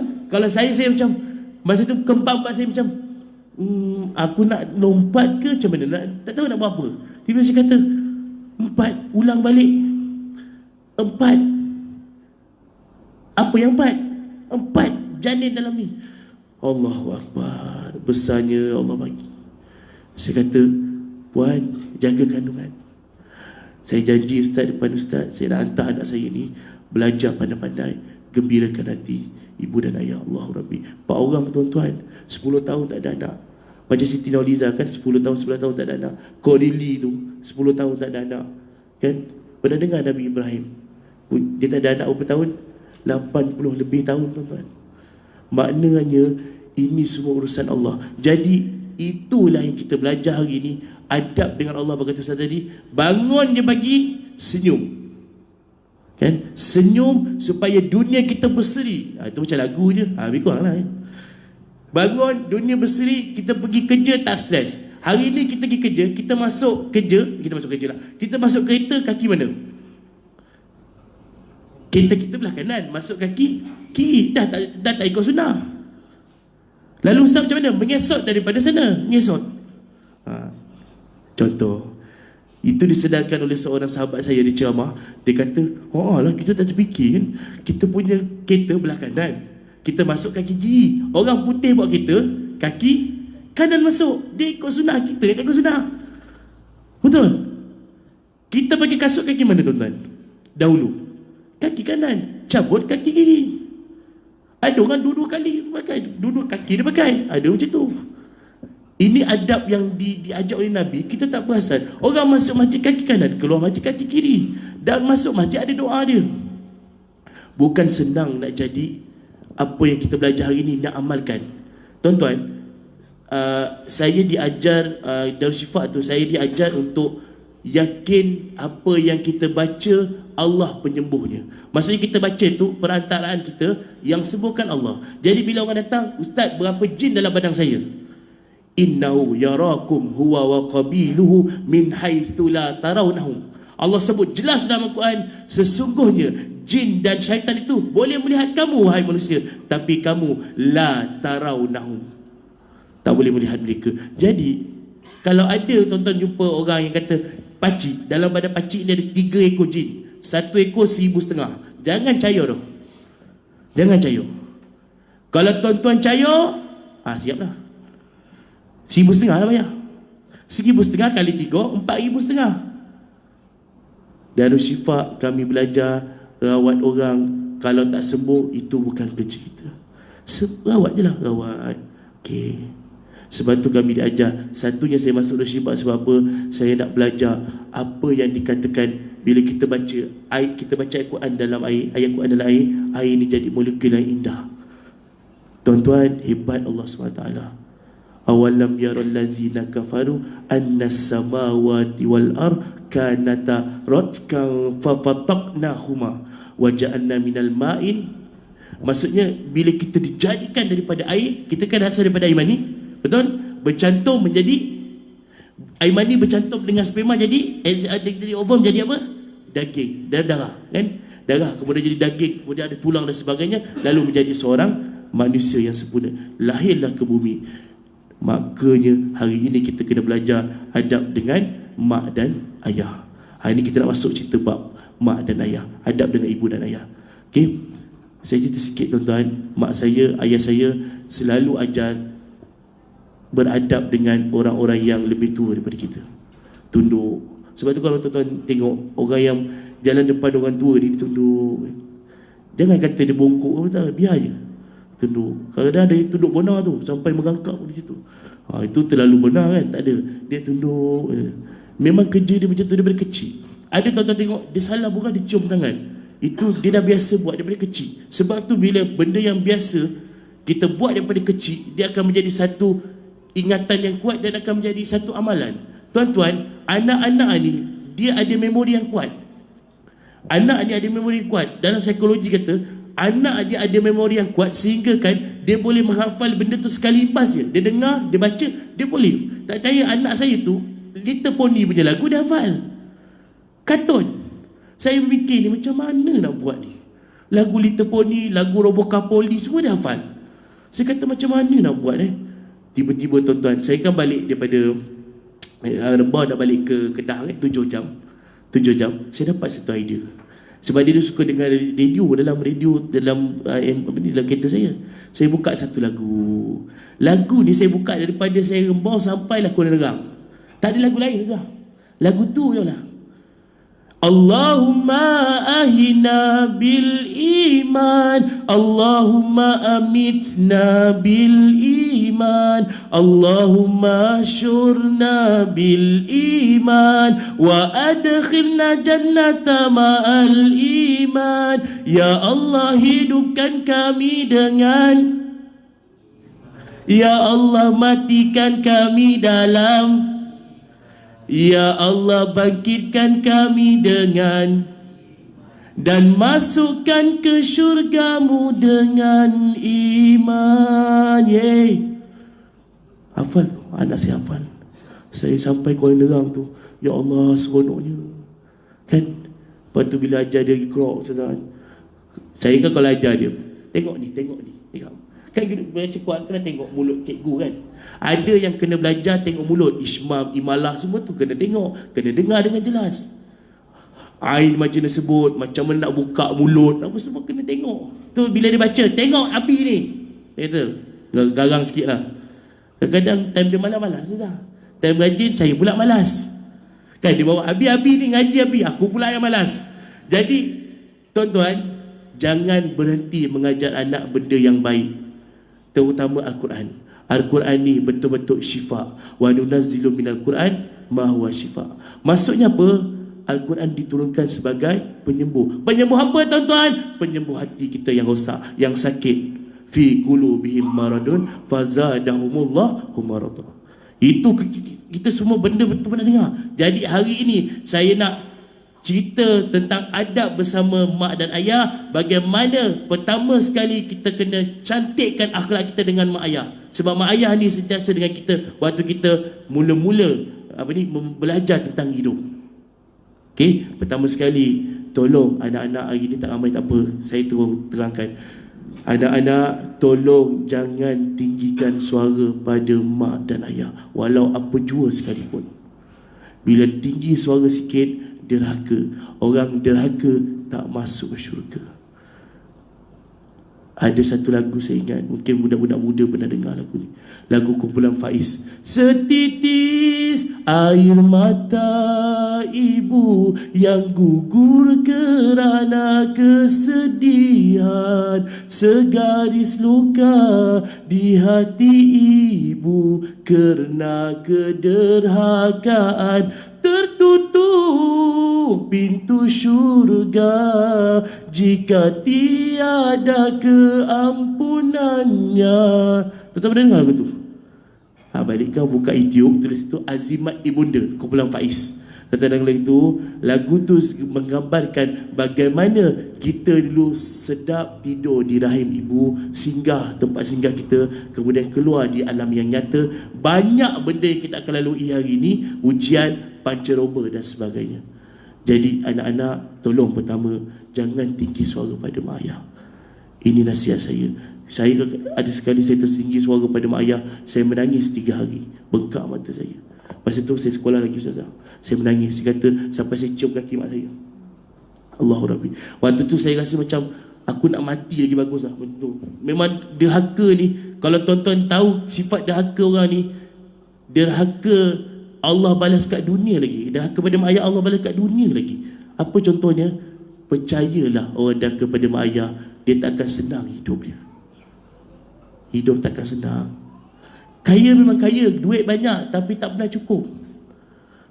Yang kedua, cakap dengan mak ayah, kalau boleh cakap benda yang berlapik, jangan maki hamun. Itu semua benda yang tidak boleh. Sebab apa? Cakap dengan mak ayah ni umpama kita cakap dengan, orang kata kita cakap elok-elok, cantik-cantik, bahasa yang cantik. Contohnya, mak, nak makan ke? Mak biasa jerit tak ada masalah, itu mak. Mak dengan kita lu jerit lah. Mak saya kalau jerit, satu taman dengar. Saya main kat luar, mak saya jerit, main kat luar, abang balik. Oh kuat tu kan. Saya cerita sikit tu lah. Saya pernah, mak saya boleh suruh pergi beli gula. Saya pergi dengan adik saya perempuan. Pergi kedai depan tu, sebelah kedai gula tu, kedai runcit, sebelah tu ada kedai game yang main RM2 sejam tu, main game tip tu. Main lah, main. Sekali saya terlupa, dah 1 jam ni mak saya cari ni. Sekali saya dengar suara seorang wanita, kau balik sekarang. Macam kenal suara ni. Saya tengah main game tu, macam kenal suara ni. Pusing belakang. Mama. Saya panggil mak saya Mama. Suka hati lah mak saya. Mama. Oh, aku dah tahu dah ni memang kena. Balik rumah, saya letak gula. Mama, gula. Ni sugar. Mak saya kata apa? Kau pergi mana tadi? Dia dah siapkan lightsaber dia. Rotan. Sing, kau pergi mana tadi? Tadi tak nak main, tapi tengok game tu macam seronok. Pam! Oh! Bila dia sebat tu, saya tahan. Kemudian termasuk dalam bilik air, tak boleh keluar lah. Dalam tu dia sebat saya. Sebat ni, berbilas-bilas ni. Habis. Lepas tu hancur rotan tu, dia ambil PVC warna kelabu tu, dia pukul lagi. PVC yang pipe tu hancur. Lepas tu dia ambil apa? Pipe warna oranye. Kau rasa hancur tak? Pipe warna oranye tu, rasa hancur tak? Aku yang hancur, tuan-tuan. Ketap. Ya Allah, mama tak sayang abang ke? Ya Allah tu. Dalam bilik air tu, ya Allah tolonglah. Kenapa ni? Macam, masa tu tuan-tuan, saya rasa macam mak aku ni bukan orang lah kat sini. Dia pukul. Lalu saya kata apa? Okey mak. Sampai berdarah ni kan. Belakang ni habis ni. Hancur. Bukan hancur lah. Maksudnya, teruk lah. Berbigat-bigat kan. Kemudian saya lari naik atas. Menangis belakang pintu. Nangis. Ayah saya balik. Ayah saya ni tak pernah pukul anak. Ayah saya balik. Dah abang. Ayah saya ambil apa? Minyak gambar. Dia sapu. Allahu Rabbi. Ayah, dia jarang tanya pasal anak. Bila saya kahwin, baru saya tahu. Biasa dia tanya pasal anak dengan siapa? Dengan mak. Dia tanya macam mana anak kita nombor satu tu. Kebanyakan dia tanya pasal anak dengan mak. Sebab apa? Itu memang sifat ayah. Ayah ni jangan cakap. Kemudian sapu, tuan-tuan sapu. Cakap, sakit ya. Mak kau tu memang macam tu. Aku kahwin dengan dia, aku tahu dia. Tak apa, biar. Tapi dia tak pernah lah pukul aku. Yang contoh kan. Sapu. Lalu saya kata apa? Tak, mama jahat, saya kata. Mama tak sayang anak. Apa nak pukul anak macam nak mati pun semua ni. Sabar. Mak kau tu macam tu. Nanti dia dah tua, dia tahulah. Dia tak pukul dah. Tuan-tuan, betul. Hari ini, mak saya dulu ajar ngaji, Ustazah. Belakang ni ada kawan dengan Mai. Mak saya ajar ngaji, satu taman dia datang. Saya baca je, masa tu tak, orang Johor panggil bergali, tak bergali Quran. Dia lempang saya depan kawan-kawan. Berdarah, tuan-tuan. Dia pergi dapur, saya ingat dia buat apa. Saya tahu dia ambil apa? Dia ambil cili. Dia patahkan cili tu, dia lumuh dekat dia. Aku suruh kau ngaji, kau tak nak kan? Ya Allah. Malu satu, sakit satu, rasa macam tebal pun satu. Kemudian saya naik atas, saya nangis belakang pintu. Tadi cerita sama, menangis. Ayah saya datang, balut, sapu dan sebagainya. Tuan-tuan nak beritahu, hari ini saya boleh baca Al-Quran walaupun tidak dengan baik, berkat tamparan mak saya tadi. Nak bagi tahu Al-Quran ni bukan senang untuk dibaca, tapi bila duduk dalam hati, siapa yang baca Al-Quran duduk dalam hati, dah ada dalam hati, insya-Allah bila dia keluarkan kata-kata, orang senang dengar cakap dia. Sebab apa? Al-Quran ni kan mujizat. Bila kita cakap, orang akan tersentuh. Bila orang cakap, kita ikhlas keluarkan, dia tersentuh hati. Bila tersentuh hati, itulah namanya orang yang cakap melalui selalu amalan dia Quran tak tinggal. Bila dia cakap, Allah lembutkan hati orang yang keras macam mana pun. Seperti yang saya beritahu tadi, Toha ma anzalna alaikal Quran litashqa. Itu cerita dia. Sebab tu anak-anak yang degil, sebelum tidur, tuan-tuan baca kat umbun-umbun dia, tiup, buatlah banyak kali. Jangan buat sekali je. Tak baik pun ustaz. Kalau buat sekali, buatlah banyak kali. Sampai budak tu besar. Dah umur 17 tahun pergi kat bilik dia, tiup lagi dekat ubun-ubun. InsyaAllah dia akan jadi anak yang bukan lembut, lemah lembut. Dan kalau jadi lembut macam ada seorang tu, tak payah cakap lah. Saya sebab saya suka cerita dengan remaja. Saya dengar orang yang atas saya ni, saya tak berani sebab saya masih lagi muda waktu susah tadi. Saya dengar remaja, insyaAllah saya bantai, saya kata kau jangan ikut macam Sajat. Dia terkeluar pula ayat tu. Dia berani mengeluarkan maksiat berluasa tu. Saya punya geram, saya kata kalau aku dapat aku sabar. Tuan-tuan tahu, cerita sikit betul kan?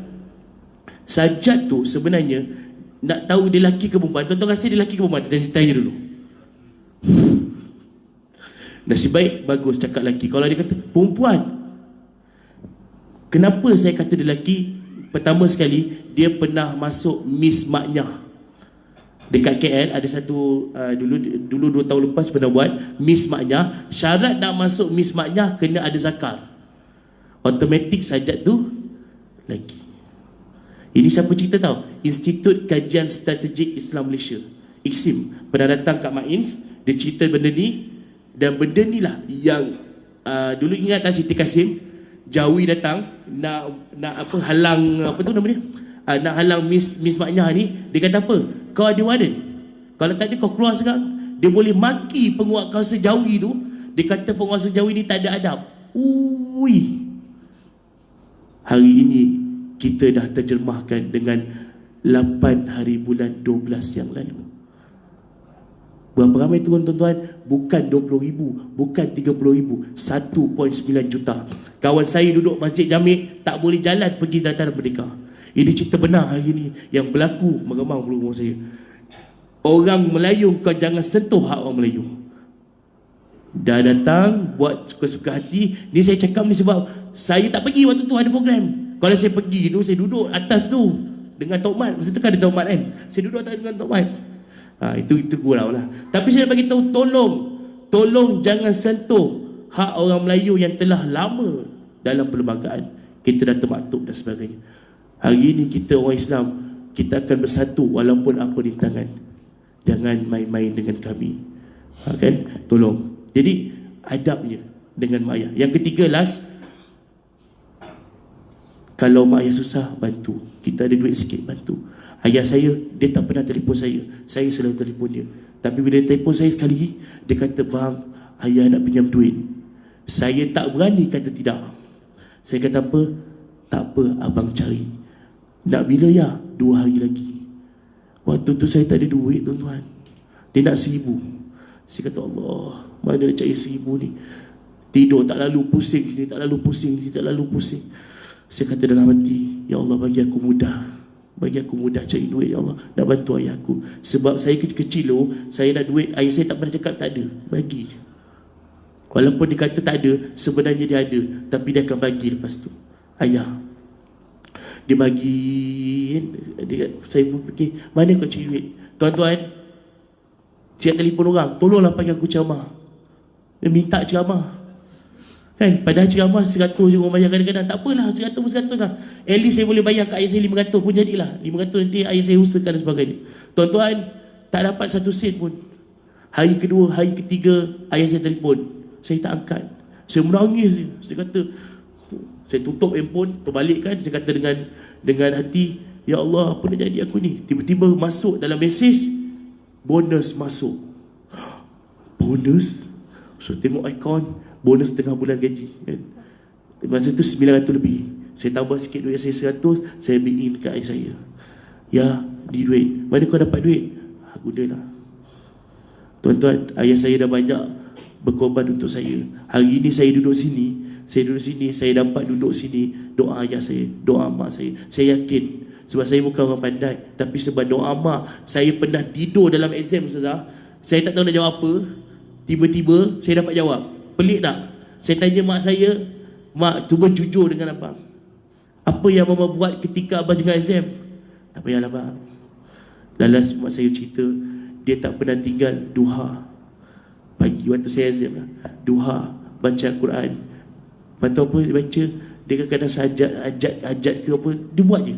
Waktu saya exam, sepanjang saya exam tu, dengan adik saya exam, semua dia buat macam tu. Allahu Rabbi. Waktu tu saya rasa macam mana aku boleh jawab ni? Macam mana aku boleh jawab? Walaupun tak dapat A, dapat B pun kita jawab kan? Betul tak? Daripada kita stres dan sebagainya. Jadi 3 benda tu tolong hadam, simpan dalam hati. Wahai pemuda, wahai pemudi, tolong. Anda harapan negara satu hari nanti. Anda lah bakal PM. Ini kita tahu. Kita tengok, dia ni dulu datang surau, dia ni jadi PM. Wah, bagus. Memang orang surau, memang orang masjid, memang terbaik. Boboiboy tiba-tiba kan. Itu kurang kan. Jadi soalan kepada Ustazah. Ustazah ada sebelah orang kan tadi. Kongsilah pada kita Ustazah. bagaimana cara ustazah mendidik anak-anak. Ada ustazah berapa orang dah masuk universiti? Tak apalah, kongsilah.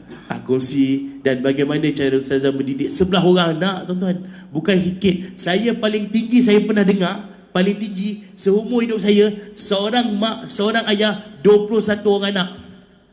Seumur hidup saya. Saya kata ini kahwin bila? Umur 17 tahun dah kahwin. Patutlah, saya kata. 17 tahun. Dia dapat kembar 4 kali kot. Kembar 2, kembar 2, kembar 2, kembar. Saya kata, ya Allah, macam mana pakcik jaga 21 orang tu? Pakcik kerja biasa je, ustaz. Kerja apa? Kerja kampung. Baca tahlil orang bagi duit, dia ambil. Kan? Imam masjid, imam surau, dia pergi. Tapi boleh jaga 21 orang. Anak dia, tuan-tuan, yang saya tanya, 18 orang cikgu, yang selebihnya doktor. Saya termenung. Aku ni nak berapa? Kalau dia 21, aku kena 22. Kan? Itu doa kan? Kita punya pengharapan. Jadi, Ustazah, sila orang kata apa, kongsikan apa yang boleh kita bawa balik lah. Apa ni, macam mana Ustazah menjaga anak 11 orang, mendidik mereka sehingga mereka masuk universiti dan sebagainya. Dan kongsilah pada kita semua apa yang Ustazah dengan Ustaz lakukan sehingga mereka ini berjaya di Menara Gading. Bukan setakat dapat scroll saja, tapi akhlak dengan akhlak Al-Quran. Itu dia. Silakan Ustazah. Bismillahirrahmanirrahim. Terima kasih Ustaz. Ustazah, bila Ustaz tanya soalan macam tu, Ustaz ingat Tok Guru Ustazah, dia pernah mengatakan, kita jangan berbangga dengan bilangan zuriat yang kita ada, tetapi kita kena berbangga dengan apa yang kita lakukan untuk mereka. Kerana kullukum ra'in wa kullukum mas'ulun an ra'iyatih. Setiap kamu adalah pemimpin dan kamu bertanggungjawab untuk memimpin anak-anak di bawah jagaan kamu. Jadi Ustazah tak nak berbangga dengan bilangan zuriat yang Ustazah ada, cuma kita nak berkongsi pengalaman apa yang kita buat untuk mereka. Sebab mungkin 9.30 dah Ustaz, kita akan break untuk mengerjakan solat Isyak. Jadi Ustazah ambil peluang dalam 15 minit ibu-ibu. Mungkin ini second, maknanya round yang terakhir Ustaz. Jadi kita nak share di sini ibu-ibu. Ustazah alhamdulillah anak-anak dah 7 universiti. Maknanya ada 4 lagi yang menanti di bawah, yang masih lagi sekolah rendah dan juga sekolah menengah. Kita selalu mendengar orang berkata, sesiapa menjaga agama Allah, maka Allah akan menjaga dirinya. Nah, jadi the point yang Ustazah nak cakap di sini adik-adik, sekiranya adik-adik menjaga agama Allah, Allah akan menjaga diri adik-adik.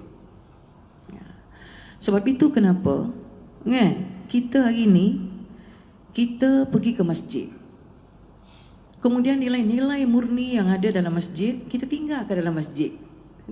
Kita tak bawa balik nilai integriti yang kita dapat dalam masjid, tidak dijelmakan ke dalam alam realiti ketika kita berada dalam rumah tangga. Itu silapnya kita. Sepatutnya nilai-nilai integriti yang kita dapat di masjid kita bawa balik, kita jelma dan aplikasikan ke dalam rumah tangga kita. Niat kita pergi ke masjid, semayang kita usalli kerana Allah Ta'ala.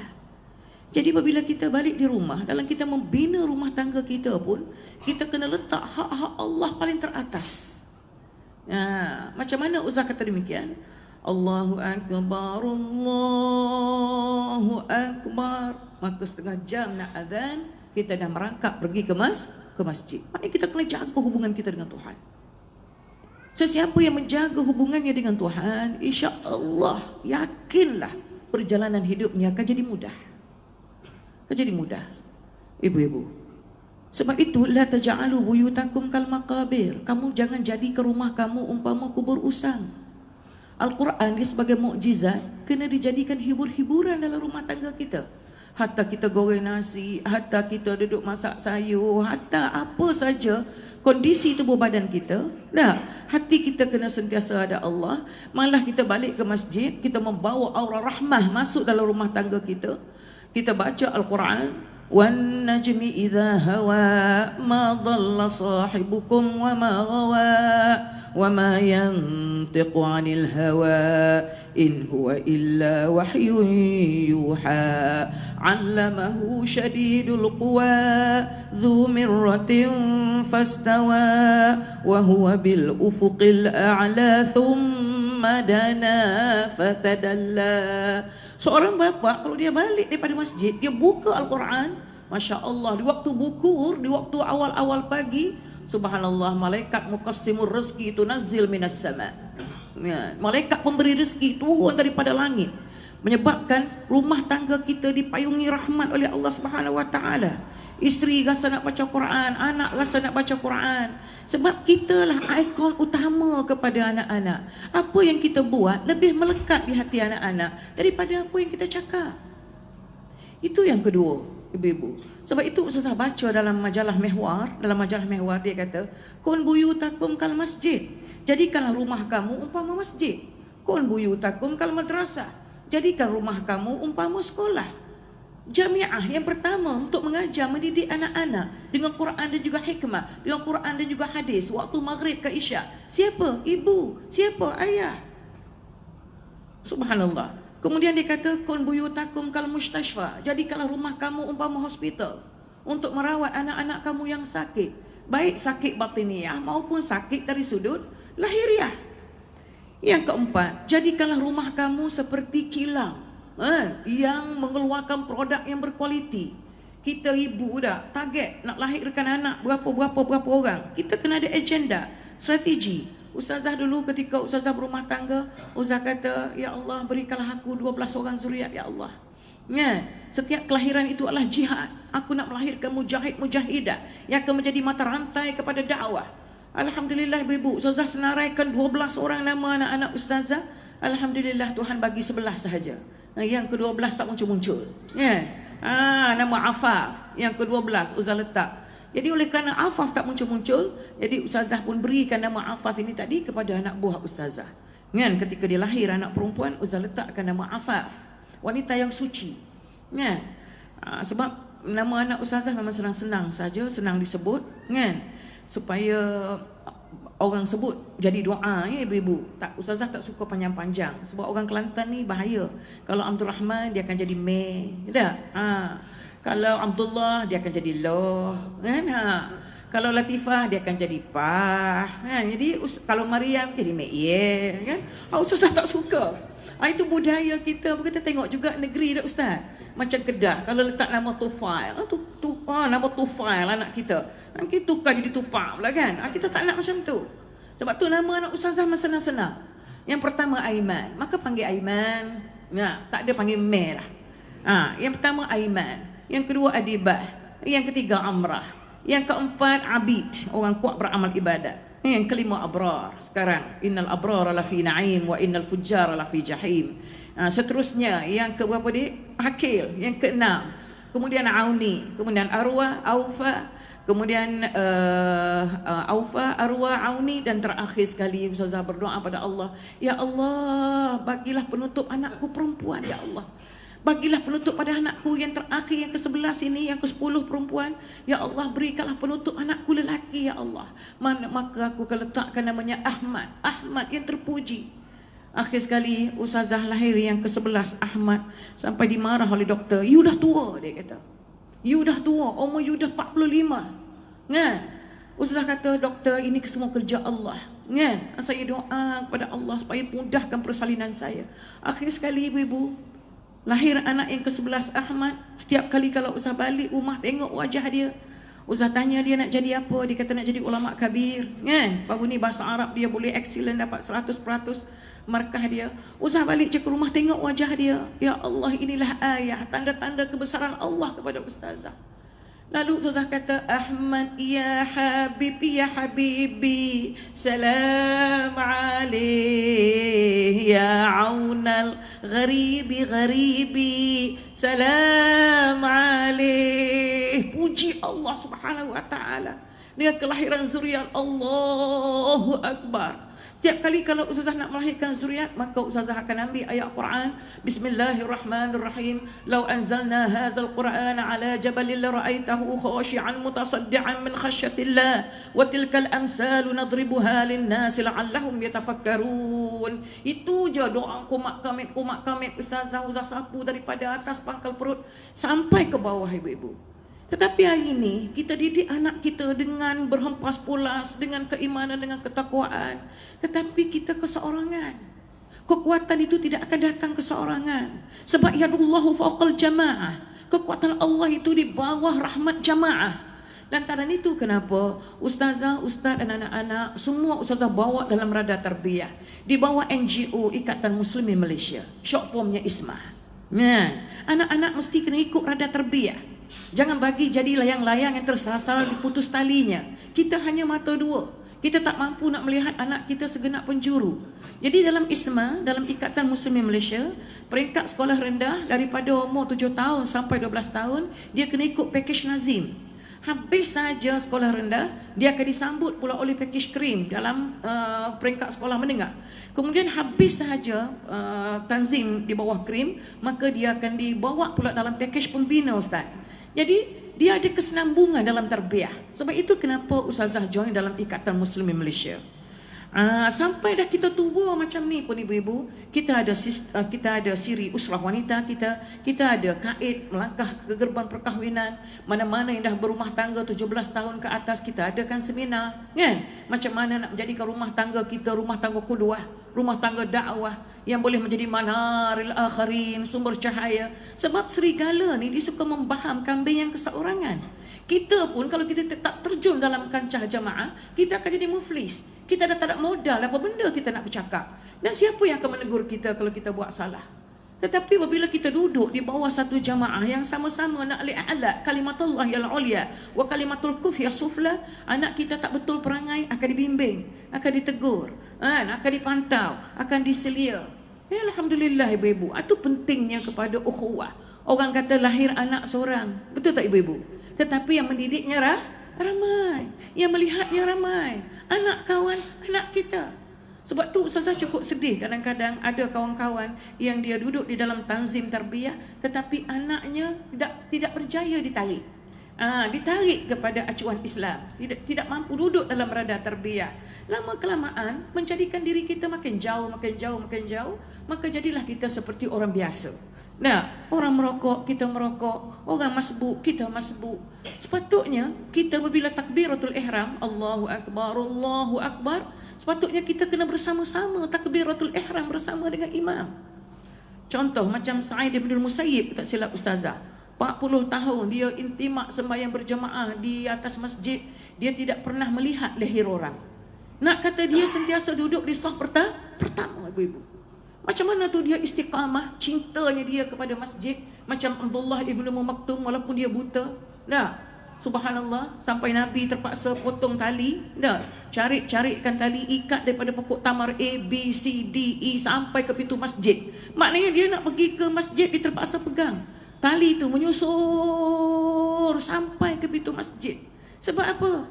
Matanya rabun yang kritikal, rumahnya jauh, tersasar dengan sarang angkabut, sarang labah-labah, tersesat dengan pokok-pokok kurma yang banyak, lutut dah sakit sebab dia dah tua. Sampai ditanya Nabi, ya Rasulullah, ada tak excuse, kan? Berikan kelonggaran kepada aku ada 6 sebab. Boleh tak aku tak payah pergi ke masjid untuk sembahyang berjamaah?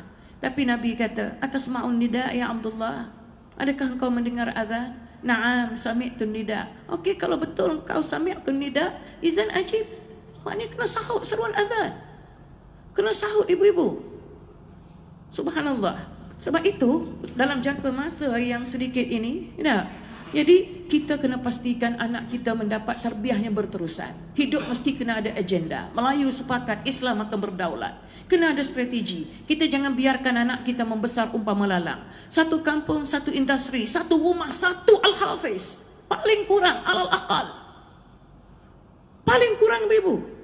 Sebab itu dulu ustazah berazam, ya Allah, dalam 11 orang anakku, ya Allah, jadikanlah wakil seorang lelaki, seorang perempuan yang hidup dengan Al-Quran. Alhamdulillah ibu-ibu, Tuhan makbulkan doa ustazah Ambit bin Haji Zamani, kan? Dulu dia diitqan 30 juzuk Al-Quran. Alhamdulillah, sekarang ni dia dapat mengajar di Sarawak di bawah interim Kementerian Pendidikan.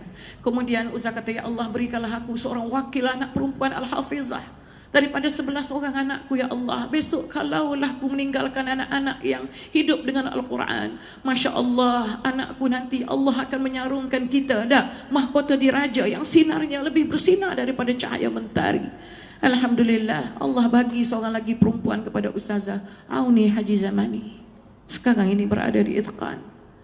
Dan harapan Ustazah, ya Allah, dialah akan menjadi sinar di dalam keluarga Ustazah. Alhamdulillah ibu-ibu. Sebab itu kita kena sentiasa doa. Kita kena doa. Jangan putus-putus. Sebab doa ibu ni dia boleh terus sampai ke Sidratul Muntaha. Sebab itu wa qada rabbuka alla ta'budu illa iyyah wa bil walidaini ihsana. Maknanya Allah mewajibkan kita supaya memperhambakan diri kita kepada Allah. Yang keduanya adalah ibu dan ayah. Ibu ayah. Sebab itu kena berlaku ihsan dengan ibu. Ibulah lubuk pahala kita. Kita kena melayani ibu dengan luar biasa, umpama permaisuri dan raja. Allahu Akbar. Ustaz selalu dengar lagu Sulais. Dia kata apa? Ibu, ibu, ibu, ibu, syurga di telapak kakimu, reda Allah dengan redamu. Itulah sabda nabiku, tanpamu ibu tiadalah aku. Ibu, ibu, ibu, ibu. Mak Ustazah umur dekat 80 tu ibu, tapi belajar lagi di pondok Tuan Haji. Dia mengajar di pondok di Pasir Putih. Tuan Haji Sabah di Pasir Putih. Belajar lagi. Dan Alhamdulillah Tuhan bagi kesihatan kepada dia, boleh bawa kereta, boleh mandi lagi pada rumah ke Pasir Putih. Ustazah doa, ya Allah, berkatilah usia ibuku, ya Allah. Berkatilah usia ibuku, sebab ayah Ustazah dah pergi lama, meninggal dunia kerana jantung. Dia dulu pegawai kerajaan, sedangkan mak Ustazah hanya suri rumah sahaja. Subhanallah.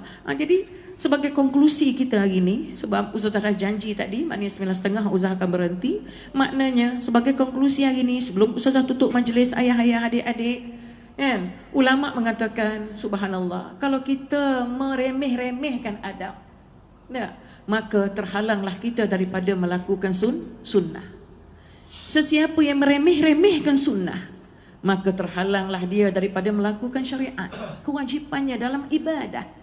Maka sesiapa yang meremeh-remehkan kewajipan, meremeh-remehkan hukum syarak, jadi terhalanglah dia daripada ma'rifatullah, terhalanglah dia daripada mengenal Allah.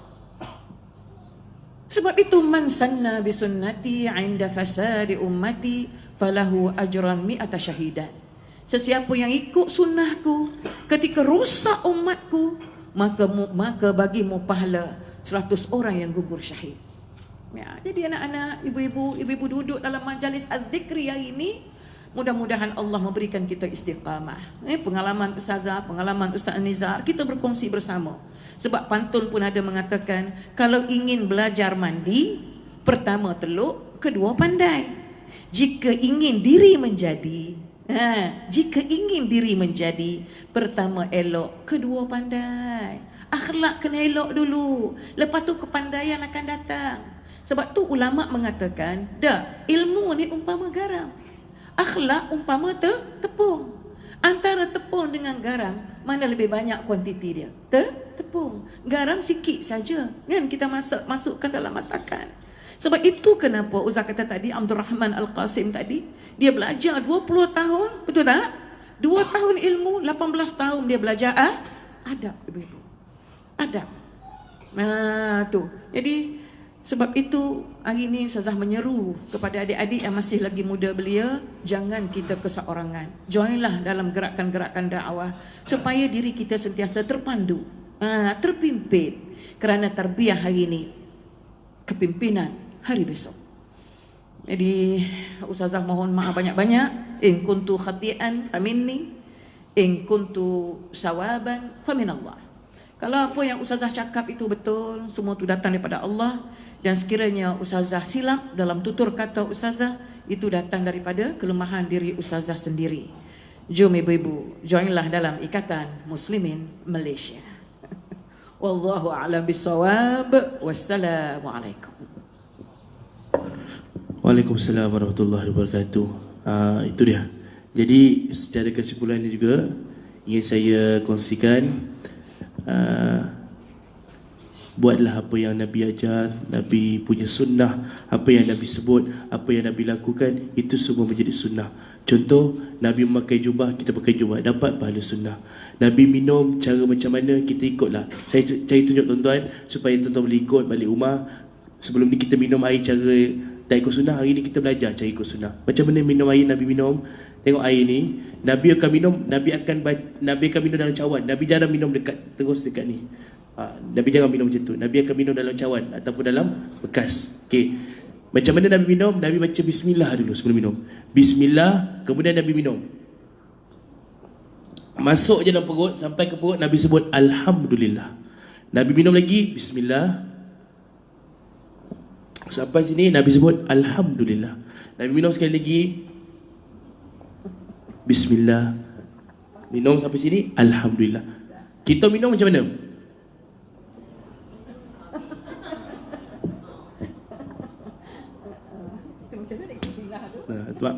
Sekecil-kecil sunnah, impak dia besar. Itu hebatnya Nabi. Dalam kitab Syama'il Muhammadiyah, Nabi ni daripada jauh nampak cantik, datang dekat lagi cantik. Allahu Akbar. Handsome-nya tak tahu cakap lah. Kita daripada jauh nampak handsome, datang dekat orang pengsan. Kita saya lah, terutama saya. Orang kata muka saya macam Ustaz Syauqi, Dr. Syauqi tu. Dia kata ada seorang tu, Ustaz muka Ustaz macam Dr. Syauqi lah, dia kata. Ya betul ni, saya tak nak bangga, tapi kalau ada cakap itu risau saya kan. Jadi apa yang Nabi ajar, gunakan supaya kita sayang Nabi dan akan duduk dengan Nabi satu hari nanti. Dan yang pertama, duduk dengan Nabi, yang kita nak sangat-sangat, minum satu telaga yang Nabi janjikan, iaitu telaga Kautsar. Air tu tuan-tuan, dia bukan macam air ni. Dan sedikit untuk kongsian ilmu pada semua. Ustazah selalu mengajar kan, hari Selasa kan. Saya mengajar Isnin, saya mengajar wan-wan. Suka mengajar wan-wan ni. Diorang rajin datang. Saya dulu ajar Fardu Ain, alhamdulillah setahun lebih habis. Fardu Ain kitab Indahnya Hidup Masyarakat karangan Datuk Ismail Kamus. Alhamdulillah setahun lebih habis. Sekarang ni kami belajar tentang kitab Huru Hari Kiamat. Huru Hari Kiamat. Okay. Cerita pasal Dajjal ni semua kalau tuan-tuan ada kesempatan, tuan-tuan dengarlah, dekat YouTube pun ada. Ustaz Wadi Anwar cerita macam-macam. Ustaz Wadi Anwar accident, tahu kan? Dia accident, dia punya kepala ni terbelah. Doktor kata 50-50. Dia 3 hari air keluar melalui hidung, tak berhenti-henti. Tapi hari ni Allah bagi dia kesempatan untuk hidup seperti orang biasa, semula sembuhkan. Dia accident masa tu 4 orang, Ustaz Murtada, Ustaz Yusri, dia dengan ayah Ustaz Murtada. Seorang je meninggal, Ustaz Murtada meninggal. Adik dia Ustaz Yusri tak meninggal, alhamdulillah. Lepas tu Ustaz Wadi Anwar, dia masalahnya kepala dia tu terbelah tuan-tuan. Kebun kelapa dia terbelah. Doktor kata 50-50 je. Tapi doktor kata ini mungkin sebab amalan dia. Allahu Rabbi. Tengok Allah nak angkat seseorang, Allah tengok amalan dia. Dan saya nak kongsi last dia banyak last lah. Last, kenapa sihir boleh terjadi? Ni saya nak tunjuk. Saya belajar, saya nak kongsi tuan-tuan. Kenapa sihir boleh terjadi? Okey, tengok depan ni. Orang A, orang B. Orang A dia usaha baca macam-macam untuk sihir orang B. Orang B tak ada usaha nak pertahankan diri, lalu orang B kena sihir. Sebab apa? Dalam Al-Quran Allah sebut Allah perkenankan usaha yang kita buat. Usaha baik, usaha jahat, Allah perkenankan. Lalu bila yang kedua, situasi kedua, orang A nak sihir orang B, dia well. Orang B, Allahu la ilaha illa huwal hayyul qayyum. Dia baca tu jadi pening dia. Maka Allah akan menangkan kebenaran. Bila jahat bertemu dengan baik, maka Allah akan menangkan kebenaran, kebaikan. Jadi untuk elak protect diri kita daripada terkena sihir, pastikan paling tidak pun Al-Fatihah saja. Itu paling malih lah, Fatihah lah. Ada satu cara tu Darul Syifa ajar, Fatihah 7. Baca 7 kali. Hari pertama, lepas habis sembahyang, kita baca Fatihah sekali, lepas subuh, lepas zuhur sekali, sampailah isyak sekali. Esoknya hari kedua baca 2 kali, hari ketiga baca 3 kali, keempat 3 kali, 7 kali. Lepas tu dah habis semua 7 hari. Hari ke-8 itu baca 7 kali saja setiap kali lepas sembahyang. Jadikan pendinding tuan-tuan. Itu paling tidak lah. Sebab apa? Kita nak baca ayat-ayat yang ru'yah dan sifat tu panjang dah. Ada 33 ayat yang kami belajar, kami hafal. Jadi gunakan Al-Fatihah itu untuk jadi pendinding kita. Sebab hari ni orang dah tak main dah tegur-tegur. Dia balas dengan apa? Sihir saja. Betul tak? Orang sekarang ni Allah Rabbi, kita tak tahu apa benda yang dalam fikiran dia. Kadang-kadang Ustaz Kazim kena sihir tahu kan? Macam mana dia cerita, dia nak makan mi. Dia nak makan mi tu, dia tengok ulat, dia campak bawah tu. Tengok mi. Tadi aku nak makan ulat. Lala tak makan dia. Sebab tu Ustaz Kazim, dia kalau pergi mana-mana, dia balik terus. Dia jarang makan. Dia kata saya ni tak boleh makan susu hati. Tuan-tuan, itulah orang yang nak tegakkan agama Allah, banyak pancaroba dia. Jadi terima kasih kepada tuan-tuan yang sudah mendengar. Mudah-mudahan adab yang kami bincangkan tadi, perkongsian ilmu yang kami bincangkan tadi menjadi satu semangat pada tuan-tuan untuk terus beramal dan menjadikan tuan-tuan orang yang sentiasa ikut sunnah Nabi SAW, dan kita sentiasa cinta pada sunnah Nabi SAW. Dan satu pantun dari saya, kalau ada jarum yang patah, jangan disimpan di dalam peti. Kalau ada silap dan salah, we want to say very very sorry. Wabillahi taufiq wa hidayah. Wassalamualaikum warahmatullahi wabarakatuh. Jumpa lagi.